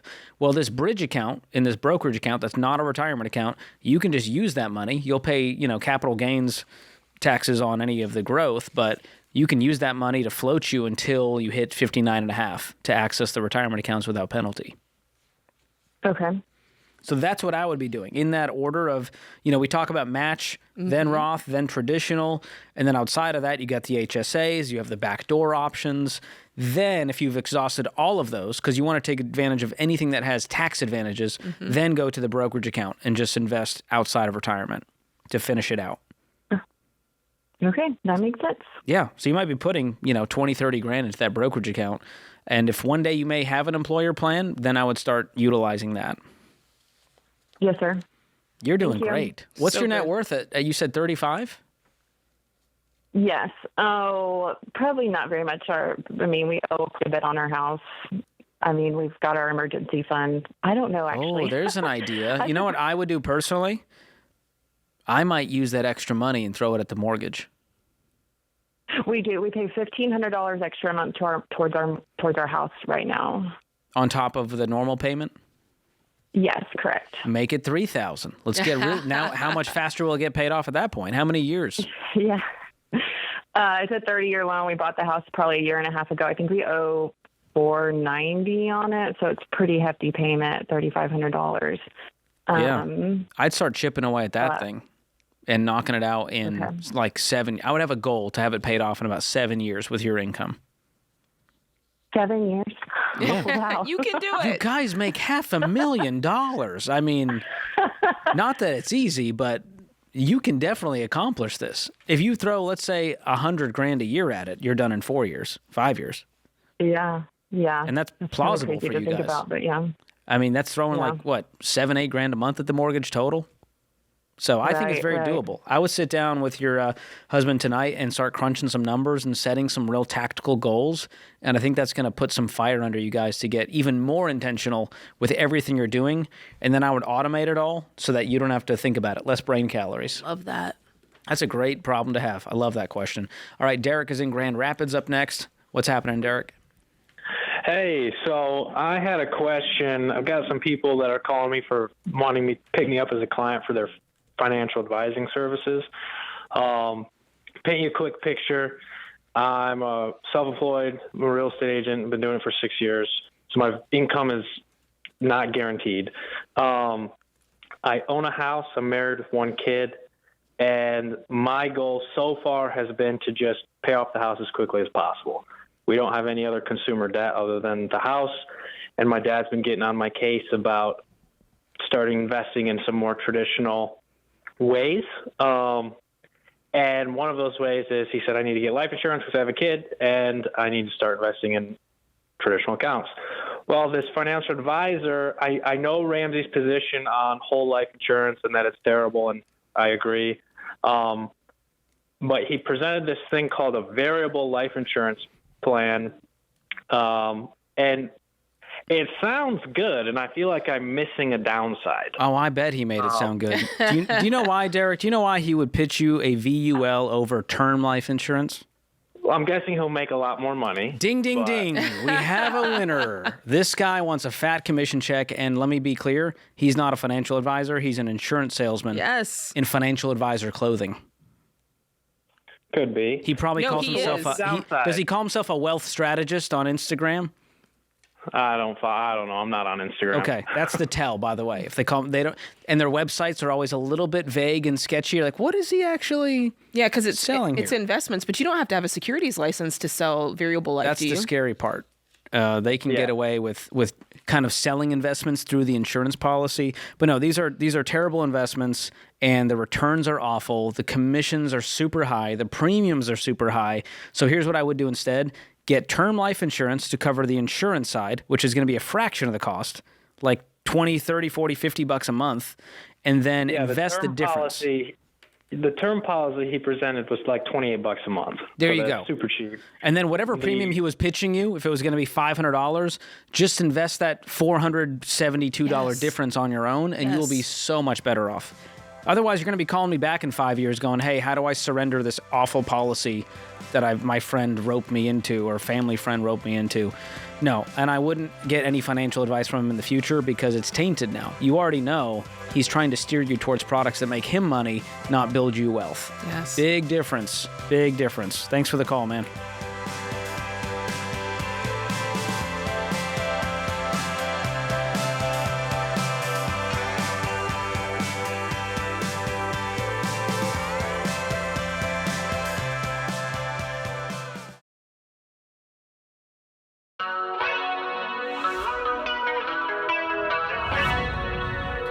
Welcome back to the Ramsey Show in the Fairwinds Credit Union studio. I'm George Kamel, joined by Jade Warshaw, and we're taking your calls at 888-825-5225. Beth is in Pensacola up next. What's going on, Beth? Hey. How you doing? Good, how are you? Good. What's your question today? Okay, so I have $80,000 cash, but I have a 3.5-year-old mobile home that I owe $86,000 on that's completely falling apart due to manufacturer defects. It's completely rotted. We have mold. We really need to get out of here. And then I also have student loans. So I'm trying to figure out, do I take the $80K, pay off the house, and just walk away from it all? Or do I take the money to fix the house, which estimates right now are between $60,000 and $90,000? Goodness gracious. Or do I get the student loan monkey off my back? How much are the student loans? So between me and my husband, it's $85,000. $85,000. Where did this $80,000 cash come from? So we actually purchased property that we were going to move the mobile home to, but in its current condition, if we take it apart, it's a double wide. It's in a trailer park right now. If we were to try to put it back together, the engineers say that it would probably never go back together right. So we sold the property, and so now we have the money from the property that we purchased. Got it. So okay. What would this thing sell for even if you did the repairs? Nothing. That's what I'm trying to figure out. Yeah, it's not worth sinking $90,000 into it when it's already not worth that. Right. So could you get anything for it right now? I've tried. I've not had any luck. I've honestly been trying to move out of here since I purchased the place because nothing is basically what I was sold. But how much did you purchase it for?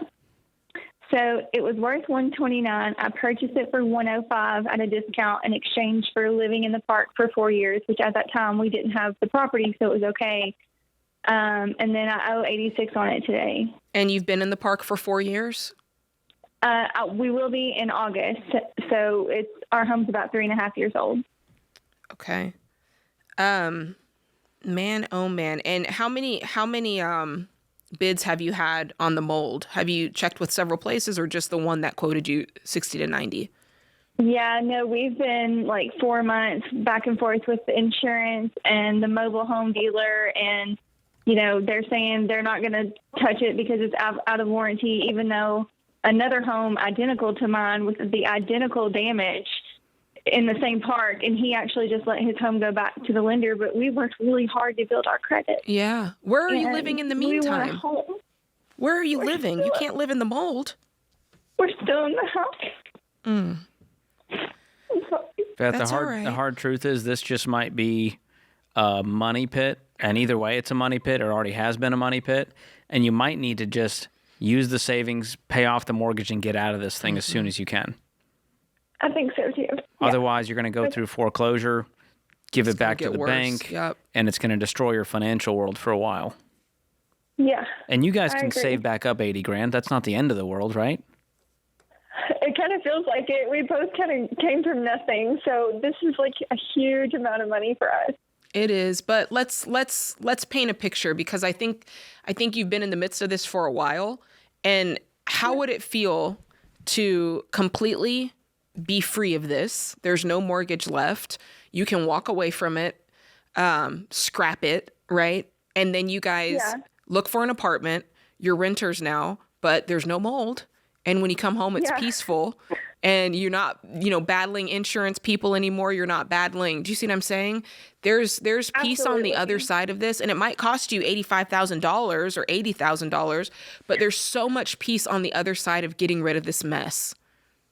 I'm just afraid that with the rental prices in our area, we're in Northwest Florida, that we won't be able to save up to buy our place for like years and years. And I've got an 11-year-old now, and I really wanted to give him a safe home, out in the country would have been the dream. And, well, what do you guys do for work? So I'm a stay-at-home mom. We have 3 kids, and I homeschool, and then my husband is an engineer. And what's he earn? And then I do all kinds of side stuff. He earns right at $100,000. And what do you earn with the side stuff? Anywhere between like 10 to 20. Okay. So $120,000 household income. You guys can definitely afford rent. It's not going to be fun. It's going to be more than you're paying now on a mobile home, but it's not outrageous. Yeah, well, it feels outrageous. What's it going to cost? What's the actual rent for a reasonable home? Nothing fancy. Rent for a reasonable home with no mold down here is about $2,000 for a 3-bedroom. Great. And we've You guys considered bring even home doing 8K. a 1-bedroom. Yeah. And we don't have any other bills. Like, we paid everything else off. So Right. I guess It's it doesn't 25% seem of your that take-home pay. extreme, but- You're So, right there. Yeah. Yeah. You're Okay, just not I used to think we paying can do it. $2,000 for any type of housing, so it feels outrageous. But for your income and your take-home pay, you're right there. That's perfect. And honestly, rent is the right space for you right now anyway. It's passing off risk to the landlord, which is great, or to the apartment complex, which is great. You don't have to shell out any extra money for anything else, because right now, once you get into an apartment that you can afford or a rental house that you can afford, the next thing for you guys to tackle is this $85,000 of student loans. Yeah. Yeah, definitely. And I think honestly, even though there was what we would call some stupid tax attached to this, I think this is going to help you guys get right side up and start doing things in the proper order. Yeah. Do you know what I'm saying? To where you're really able to achieve that financial peace that clearly you want. Otherwise, you wouldn't be crying, right? It's setting you on the right path. And so that's the learning, and that's the peace that comes from all of this. Is, you know what? This is just putting us on the right path. Now we're walking before, we're crawling before we walk, we're walking before we run, which is good. Okay. And honestly, Beth, I don't want you to drain all of your savings to pay down a mortgage for a mobile home that's worth nothing. So what I would do first is negotiate with the lender. And maybe a short sale is the best move. But I think you could do a negotiated settlement with the lender after explaining all of this, and they might be willing to work with you to take a much smaller amount to call it good and get you guys Will that hurt out. our credit? It may, temporarily, but you guys are going to rent for a while. You have no other debt, and so it's not the end of the world in that case. Okay. You're not going to be buying a home in the next 6 to 12 months. Let's rent for a while. Let's rebuild. Let's get rid of the student loans. Let's build an emergency fund, then save a down payment. So yes, I know your dreams of having a home in the country and homeschooling, that's still on the table. It's just a not now. Okay. This is just a reset period, and I think you're going to have so much peace getting out of this. And by the way, your health and your family's health is worth getting out of this. Gotta get out of that. Yeah. Y'all are right. So you're not a failure. You're doing the most right now. And you guys were dealt a bad card, and I'm so sorry that you're having to deal with this financially, emotionally, in the midst of some chaos. We worked so hard to raise it, to do everything right, and then at no fault of our own, we're losing everything, and it's just really hard. Well, I hope you can negotiate with that lender, explain your situation, because this is, I mean, yes, there were some decisions on your part, but there was also just the reality of the defects and the mold that was just out of your control.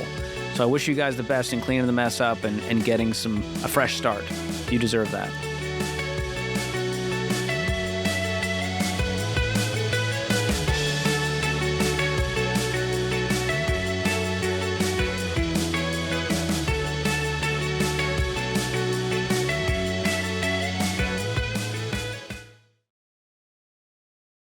Hey, summer's rolling in soon. Vacations, camps, all the fun. And if you're already thinking, man, I hope I can afford all this, you can enter right now for a chance to win $10,000 in the Ramsey May Cash Giveaway. $10,000? That's breathing room. You can fix the car, say yes to plans, stick to your budget without stress. We're giving away one $10,000 grand prize and weekly $500 prizes. No purchase necessary.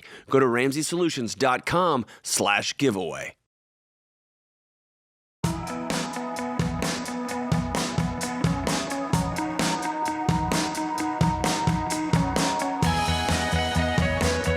Today's Ramsey Show question of the day is brought to you by YRefi. If you've lost control of your private student payments, your financial progress is stalled out. But YRefi helps borrowers explore refinancing options with payments built around their real-life situations. So learn more at YRefi.com/Ramsey.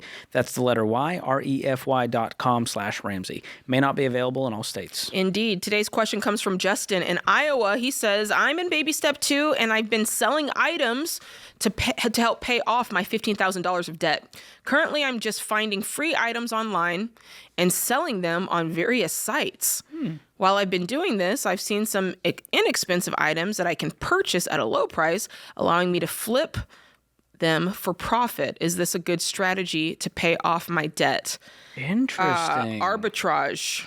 The old arbitrage move. You go to Goodwill, you find something that you can find on eBay listed right now for 5 times the price, and you flip it. I'd love to know. I think there could be some validity to this, but maybe I'd give some guardrails here, because what you don't want is you've invested, even if it's $400 into a bunch of items, and they've all been sitting on, I'll just say the Craigslist to incorporate all of those different sites.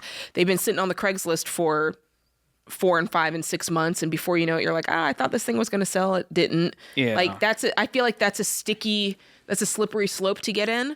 I like the idea of it almost as it's kind of like a little business. Yeah. And so if you look at it like that, you're going to invest a little bit of your own money to purchase the inventory that you're going to sell.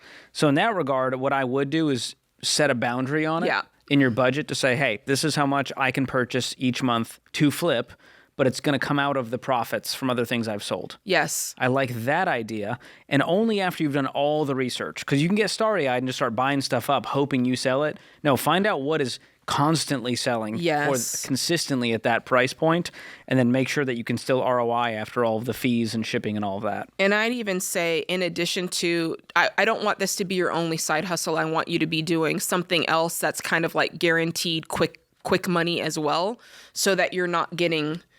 There's the opportunity that this could actually slow you down on your journey versus speed you up if you're investing too much of your profits. Yeah. Well, I've got a friend who was doing this for fun, and she was finding like old school toys. Yeah. Because she was buying stuff for her kids at like consignment shops, and she would find these toys, look them up on, eBay, and sell them for, she'd buy it for $5 or $10, sell it for $300. Yeah. Because some of these vintage toys, these parents are like, I want my kid to have the exact thing I had when I was a kid. And they'll spend crazy money on it. So, and furniture flipping, that's a huge one. You can make so much on that. If you're handy and you can do the research, it's not now. You got to think about how much time you're investing into it. Right. Your hourly rate might be $3 an hour after you poured all this into it. So make sure it's worth your time. But it's a valid business idea. Very cool. Thanks for the question, Justin. All right, Jason is with us in Houston up next. What's going on, Jason? How you doing, George? Good. What's your question? My grandmother, my mom passed away the first week of December last year. Oh, sorry. Thank you so much. And then my grandmother passed away the week after. Oh, boy. Yeah, it was a tough month, definitely. And my wife's grandmother passed away in January. So boy. Stacked upon each other. That's tough. Anyways, since my mom passed away from my grandmother's inheritance goes to my 2 aunts and my sister and I because it goes via the lineage, so it kind of bypasses my dad. My dad called me last week and wanted to know if I'd be willing to give my sister my portion of the inheritance from my grandmother's estate, because she's always been a little behind and everything like that, and she needs to really start saving up for retirement, stuff like that. She has pretty much nothing saved up, and we're pretty well off, my wife and I, over here. And how much are we talking? I did that, about $100,000. Wow. So you're going to give somebody who has no ability to handle money the most money they've ever seen in their life. At your detriment, too. Yeah, and my dad said he would give me his entire inheritance when he passes away. Which is how much? Well, he's got a house that's worth about $280. I think he's got $60 left on the mortgage. So wait a second. He's saying, and now is he holding it hostage? Is he saying if you don't do this, you will not be part of my inheritance? Is that what he's saying? Nope. No. Okay. Okay, just checking on that. He's just sort of guilting you into it, like, hey, she could really use the money. You guys are doing okay. What do you think about giving it to her? Listen, I'm going to tell you right now, I think that's totally out of bounds that he asked that. Isn't she already getting $100,000? She is getting $100,000. Not only that, she was $24,000 in credit card debt, and my mom used to help her out, but she passed away, so she's not helping her out anymore. How about this? Let's let it play out. Let's see what she does with her $100,000 and see where she is a year from now. George, I'm not even letting it play out. Well, it's more for entertainment purposes at this point. I'm not saying you should promise him anything. I would not be giving your sister this money, and it's not because you're cruel. No. It's because it's actually going to hurt her, not be a blessing to her. And also because it was intended for you. I did settle my sister's debt. But here's the thing. The money was intended for you. There was a portion that was intended for her. There was a portion that was intended for you, and some that were intended for other family members. There is no obligation for you, whether she's doing well or not doing well. Her side of this honestly matters nothing. We don't weight inheritance based on who could use it the most. No, it was intended for you. And it's yours. And if you wanted to do that, you would have to come up with that idea in your brain. But for your dad to reach over and say, hey, son, I think it'd be a good idea if you helped out Linda. That's not fair. That's neither fair nor right in any way, shape, or form. And since my mom was helping her out, my wife and I are actually we settled her debt that she has. She has no debt anymore. Oh, my God. Your sister has no debt anymore? Correct. She had like $24,000 worth of credit card debt. I managed to contact her creditors and settled it for $16,000. Wow. So where is she at now? She works a retail job, but now she's on the levels. She can't get a credit card anymore. Nobody will give her credit anymore. So now she can save, And is she saving? I'm hoping. I told her that I want her to invest all of this money that she gets. And so I was going to send her information from Investor Pros and stuff in her area. How old is she? Try to hook her up with every dollar. How old is she? She is, let's see, I'm 51, so she's turning 40 this year. Is there anything, and I'm asking this in the most delicate way that I can at this point, I'm not going to lie, I'm very irritated. Is there anything that precludes her from going out in the world and basically doing what other adults do? Or is there a mental problem? Is there anything that's precluding her? Or is she just... it sounds like her growth is sort of stunted, right, in a way. And we want to know, is there truly anything there that we need to be considering? Or is this just a person who's just deciding, I don't need to do all the things that the other adults need to do? No. She wants to find a new job. She's actually going to get married later this year.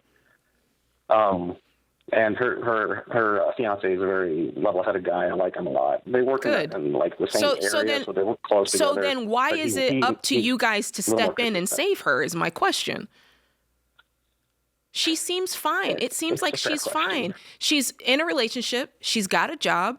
She's got a future spouse on the way. She's got $100,000 coming to her. Yes, she doesn't need your help at this point. Now, I would love. You want to know what I'd love to do, Jason? I'd love to shift the conversation to. So, what are you going to do with this $100,000 of inheritance you're about to receive? What are your goals, Jason? Yes, I want to shift it. So we're pretty well off. I'm planning on putting it in an index fund in case my dad needs assistance later when he gets older. I mean, he's already 71, so I mean. What a guy. You're already thinking about other people as you build wealth. Yeah. I would go read the parable of the talents in the Bible. It's a great parable that explains how you can squander wealth or how you can grow it. And there's a lot of scenarios. And some people cannot be trusted with money because they will not handle it well. And your job is to be a steward of any money that comes your way. That's my viewpoint, at least. And so if you are the steward of this money, what is the best use of this money? Is it to give it to someone who you know will not multiply it, but instead likely squander it? I don't think that's wisdom.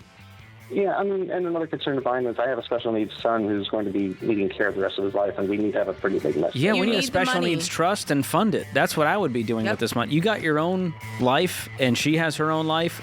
You've already done enough for her, settling her debts. I would step out and let her spread her wings. Yep.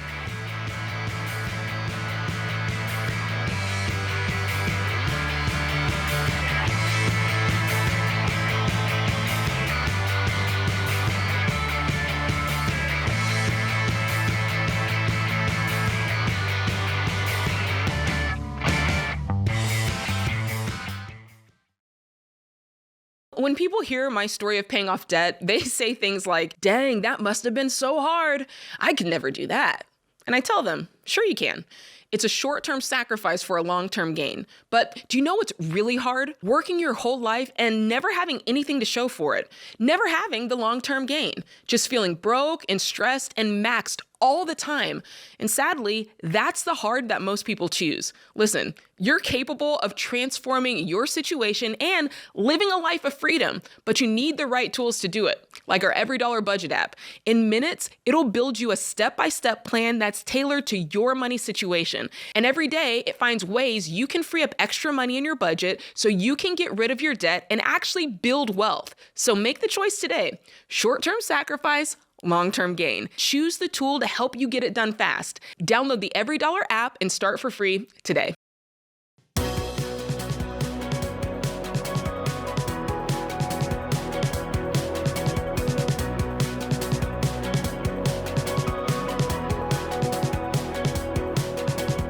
Welcome back to The Ramsey Show. We are now joined by a wonderful couple on the debt-free stage. It is Andrew and Megan. Welcome, guys. Welcome. Thank you, guys. Hello. We're so Thank you happy very to be much. here. Thanks for coming all this way to celebrate with us. Where are you guys from? Chicago. Chicago. Awesome. How much debt did you pay off?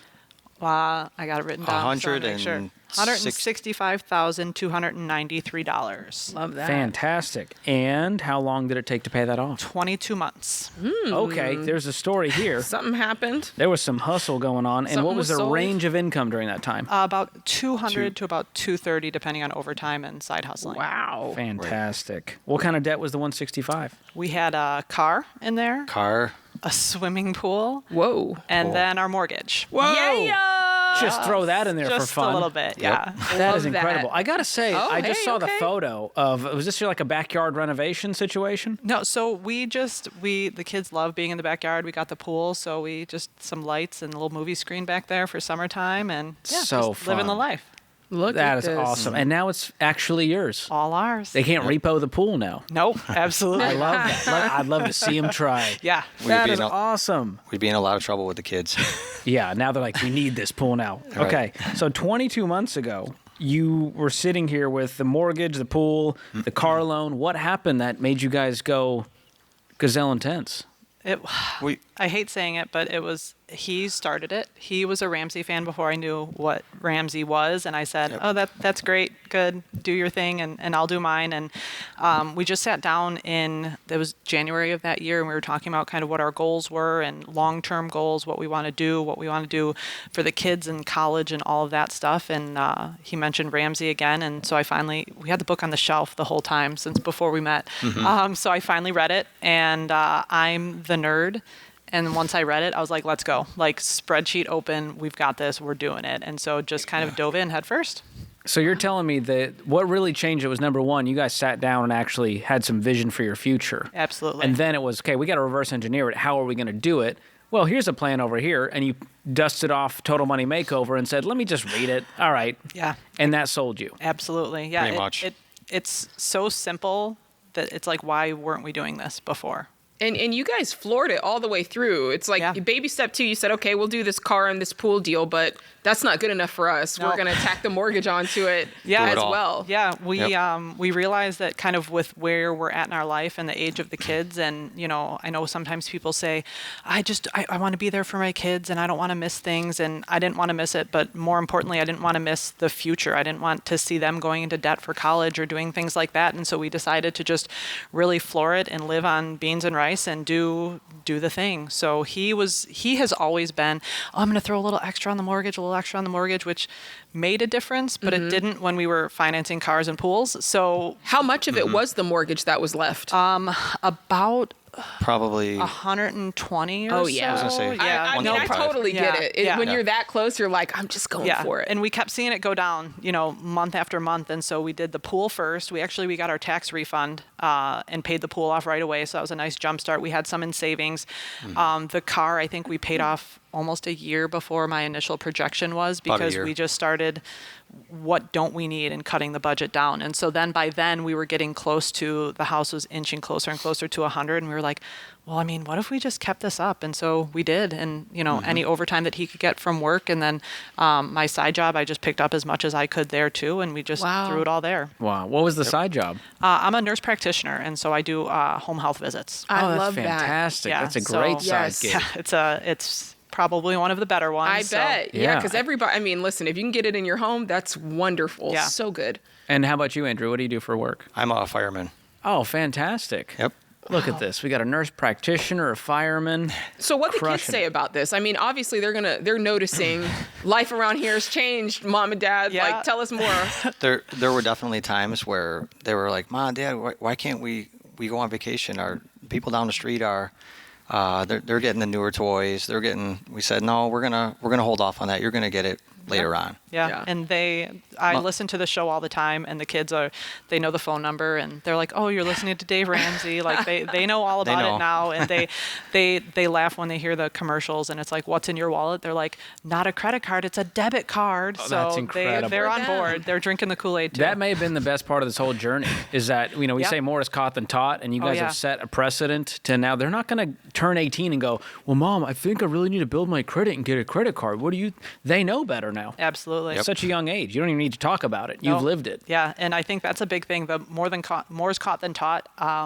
We were wondering how we bring it in and how we teach them, and we realized that just doing what we were doing and telling them, like, no, we're putting some into savings, and this is what we're doing and why we're doing it, and they, for their ages, I think understand pretty well. So yeah, what's the house worth? Anywhere between 400 and 450. Let's go. What do you guys have across your retirement accounts in Nest Egg? I think we're probably right at or maybe over the threshold there for Baby Step Millionaire. Okay. Depends on how the market's doing here. So we're very close if we're not there. Way to go. Exciting. So how's it feel? I mean, you don't have a payment in the world. You owe nobody nothing. I feel like sometimes it still hasn't hit me. No, it hasn't. Like we have the proof. Yeah. But I'm still. Oh, you got like, the wait, proof. I see everyone else. Hear everyone else talking about what they're paying off and what they still owe on their homes, and I'm like, I don't know anything. Do you know the exact amount you guys have freed up in payments from the car loan, the pool payment, the mortgage payment? Probably close to, if not at, about $3,000 a month. Wow. I would say closer to $3,500. Wow. Yeah. What we were So paying. So we're talking like a $40,000 raise in take-home pay. And he last month worked some overtime, and we didn't realize how much it was until the check came in. And so instead of figuring out what goes where, we're like, what are we going to do with this money? Like, it's a great problem to have, and fun to kind of plan what we'll be able to do with that for the future. What are you going to do? What are you going to do to celebrate this? Because this is a major accomplishment. Yeah. So we came here, obviously. That's the first part. What else? We are going to take a trip this summer. We're going to just drive out west with the boys and kind of see as many of the sites as we can for a couple of weeks, and then ultimately we would love to be able to live on a lake, and so we're putting money away to hopefully one day be able to do that too. Someday. I love that. That's so cool, man. Live like no one else, so later you can live and give like no one else. Absolutely. So what do you tell people the key to becoming debt-free is? I think it's what everyone says all the time, right? Yep. Yeah. partnership and having those conversations together. I think when we first got married, did not have joint finances. I was paying off student loans, and I said, let me just keep it coming out of my account. And then we didn't know where the money was, what was coming, what was going, who was spending what. And so finally, when we sat down and did this and got everything on the same page, it just makes so much more sense. And now there's no question about what's going on. So the communication and getting on a good budget, every dollar is my favorite thing. I'm on it all the time. Love that. Because we know exactly what's going on then. Both of us can see it too. I love to hear it. Well, we'll gift you 2 Every Dollar subscriptions. You can keep those awesome. to renew yours and Very nice. keep the fire going for your new savings goals. You can give them to someone else who you want to encourage to get on the same journey.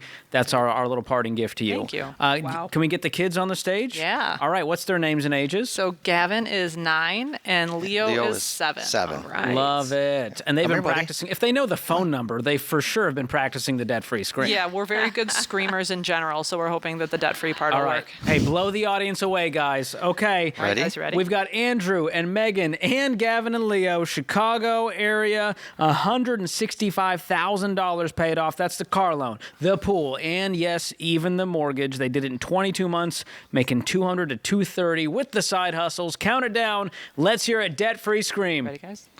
3, 2, 1. We're debt-free!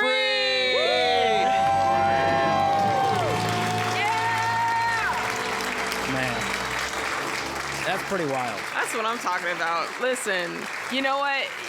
We teach on here all the time. You know, you can be intentional. You don't have to be intense about paying off the mortgage. But man, every once in a while, folks like Megan and Andrew come along and they just slam on the pedal. And I'm not mad at them for doing it. No. And what's crazy is, yeah, they're making $200,000, but the stats show people making 6 figures, half of them are paycheck to paycheck. So don't tell me, well, if I made that much. No. Use your income, and as you make more, keep throwing at the debt, keep working the plan, and eventually you'll become baby step millionaires at a young age with a whole lot of life on the other side. So proud of you guys.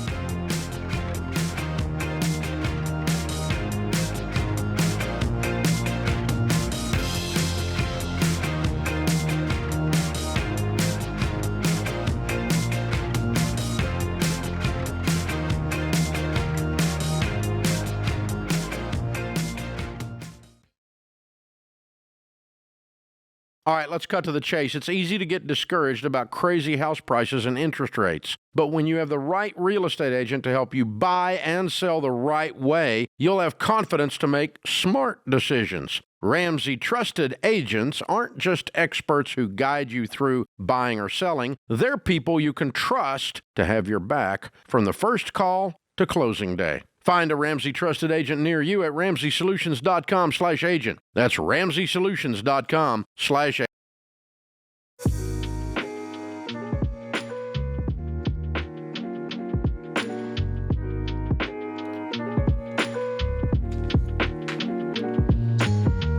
Our scripture of the day, Matthew 6:34. Do not worry about tomorrow, for tomorrow will worry about itself. Each day has enough trouble of its own. Mark Twain said, the 2 most important days in your life are the day you were born and the day you find out why. That's good. You gonna learn That's good. today. All right, John is in New York City. John, welcome to the show. Hey, thanks for having me. Sure. How can we help? So to give some context, my mother-in-law, I love her to death. I love her daughter so much. She has a great income, no debt except for her car. The house is paid off. But I can't get her to buy in on retirement or saving. Actually, I can get her to buy in for a little bit, but then it just goes completely out of the window for this reason or that reason. And admittedly, I am worried that in 20 years she will be totally that we will be responsible for her financially, and that concerns me, of course. So I don't really know how to get her to a place to fully buy in, because she's in a rare and unique circumstance where she has the ability to save for retirement over the next 10 years and have a good retirement. But she just won't for a multitude of reasons. Sounds like something spooked her or scared her, or she grew up hearing something, right? There's something that's living in her psyche that is informing her, and it's clearly not the facts. I think that's right. Yeah, she grew up pretty poor, and so I think it's one of the mentalities of what if I die tomorrow? And so she'll save. We did get a Roth IRA going. That's great, but that's pretty much all she has saved for retirement. So she will do a Roth IRA. Oh, it has about 25,000 in it, and so that's the only thing that we've been able to stick to, mostly because I think it's automated. But so she's maxing it out every year. Yes, but it only started 3 years ago. So, quick napkin math in 10 years. I mean, and the way that, and frankly, the way that she spends, that will go in 3 months probably. Does she have access to a 401k through her work? Yeah, she has access to it. But and we've sat down and did every single cent where it goes, and I mean, she has like $5,000-6,000 a month. In her mind, what's the difference between her doing the Roth IRA and letting that be automated versus also setting the 401k and obviously that being automated? In her mind, what has she said the difference is? Is it just the amount of money or? Yeah, it's essentially the amount of money, but she recognizes that she makes a good amount of money, but she believes that life just continues to get in the way. But then it's like I walk into Easter and I got a basket. Oh, so it's not the investing, it's her parting with that money being part of her day-to-day spending budget. Yeah, exactly. Okay. Exactly. I mean, it's probably $200 a day, and I just don't know where it goes. Frankly, I don't know where it goes. And I think that I will grow resentment if she has no money in 10 years. And I've just been watching this for, 2 decades. Where's your wife in all of this? Because if you're a good son-in-law, you're talking with her, it feels like this is something that maybe your wife should be taking the lead on. And there's part of this where you both are going to have to relinquish the idea that you can't make her do anything.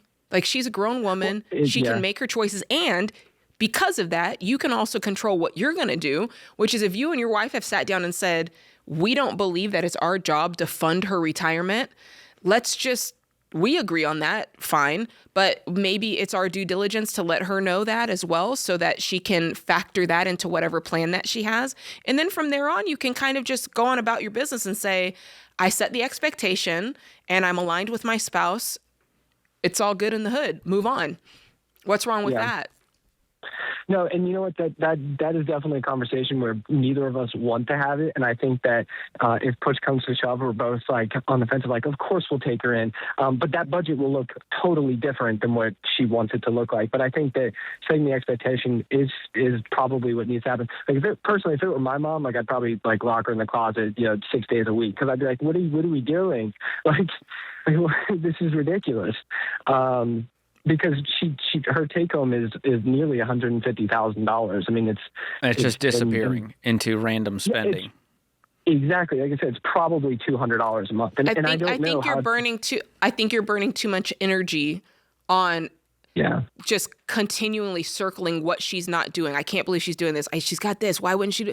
That's a lot of energy you're burning, John. And so I think you need to burn more energy on here's what I'm going to do. And here's what that's going to look like. Here's what my wife and I are going to say. Here's what we're going to do. This is what it's going to look like. This is what it's going to sound like. And if it makes you feel better, because please hear me, I get it. There is just, when you come from someone, you've got parents, you care about them. And even though it's very easy for myself or George to say, it's not your responsibility, because this is your family, you do feel it. So I want to acknowledge that you do wish that you could meddle in it and go in and change it, but you can't.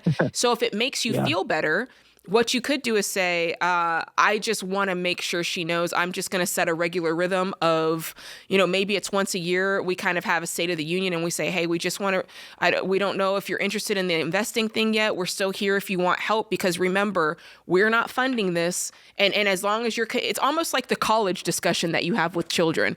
You set the expectations and you set it early and often. No one's Same thing with this. Yeah. So I think what you can do is support and equip your wife with some information to bring to your mother-in-law so that this conversation goes better. Because it's going to take a little bit of a persuasive argument if you can even get her to invest. But the good news is, as you found out, if you can get her to automate it and just live on what's left, then you're golden. And so if your wife can sit with her, log into the 401k, ratchet it up, and all of a sudden she has less coming in each month, well, now she has less that will, flitter away into money leaks. And also the good news, I think I heard you say her home is paid off. She's not taking on any new debt, correct? She just has the car loan? Yeah, she just a very nice car, and that's it. What's left on the car loan? Do you even know? Oh my gosh, 34 probably, 34. Does she have any plans to pay that off, or is she just doing the minimum payment? Oh, minimum, the $600 a month or whatever it is. Does she have just, savings? Bleeding. No, and that's the thing is that we would get to like 15, 20,000 again pretty easily, pretty quickly, and then it's like. All of a sudden, like one of them has access to the account, and it'll be like $400 in there. I'm like, what is this? And it's nothing like on the surface of like a $12,000 handbag or whatever. I think it's just like literally $200 a day of just nonsense. That'll do it. Choices, That's $6,000 a month if you're doing the math at home. Yep. So it doesn't take much to just have all these money leaks eat away at even when you make great money. And the more you make, the more you go, sweet. More I can blow without feeling it. So this is going to be. We've doubled her salary. We've done really good work. And you're right. I'm so emotionally attached. Like I think about it as much as I think about my own finances. You got to chill out with that. That's the scary part. Yeah, this is consuming you. So I mean, it's like you can't want it more than she does. And at some point, she might need to feel the pain. But again, that's too late for you. Where you're going, well, I don't want to need to fund her retirement. So that's going to be up to your wife to go, Mom, we love you. We are not your retirement plan, and I don't know what your plans are, but it doesn't seem like you have one. Mm-hmm. And I love you too much to watch you retire broke and for you to become a burden. I want your retirement to be filled with dignity, filled with options and flexibility, and not you needing to live with us because you have no other option. Yeah. Oh, boy. And for anybody listening, man, if you're listening to this and you're in, late 40s, going into your 50s, 60s, please, please, please take it upon yourself to do the right thing. Do not set up your children to have conversations like what John is having. It is your duty to set yourself up for life. It should not be when you bring children into the world, it's your responsibility to take care of them. You brought them here. You take care of them. And there's no quid pro quo of, they now are my retirement plan because I raised them. No, that's selfish. That's what it is. And we're seeing a generation that is the sandwich generation. Yes. They are trying to raise their kids. They're trying to set their own financial goals, and they got to take care of mom and dad who did not prepare for retirement. They got their own kids to take care of. Like, hey, mom and dad, you had a 70-year heads up that one day you're not going to be able to work anymore, and you squandered it. So this is why we're seeing a generation who wants to learn financial literacy, which is probably the only silver lining here. Well, that puts this hour of The Ramsey Show in the books. Remember, there's ultimately only one way to financial peace, and that's to walk daily with the Prince of Peace, Christ Jesus.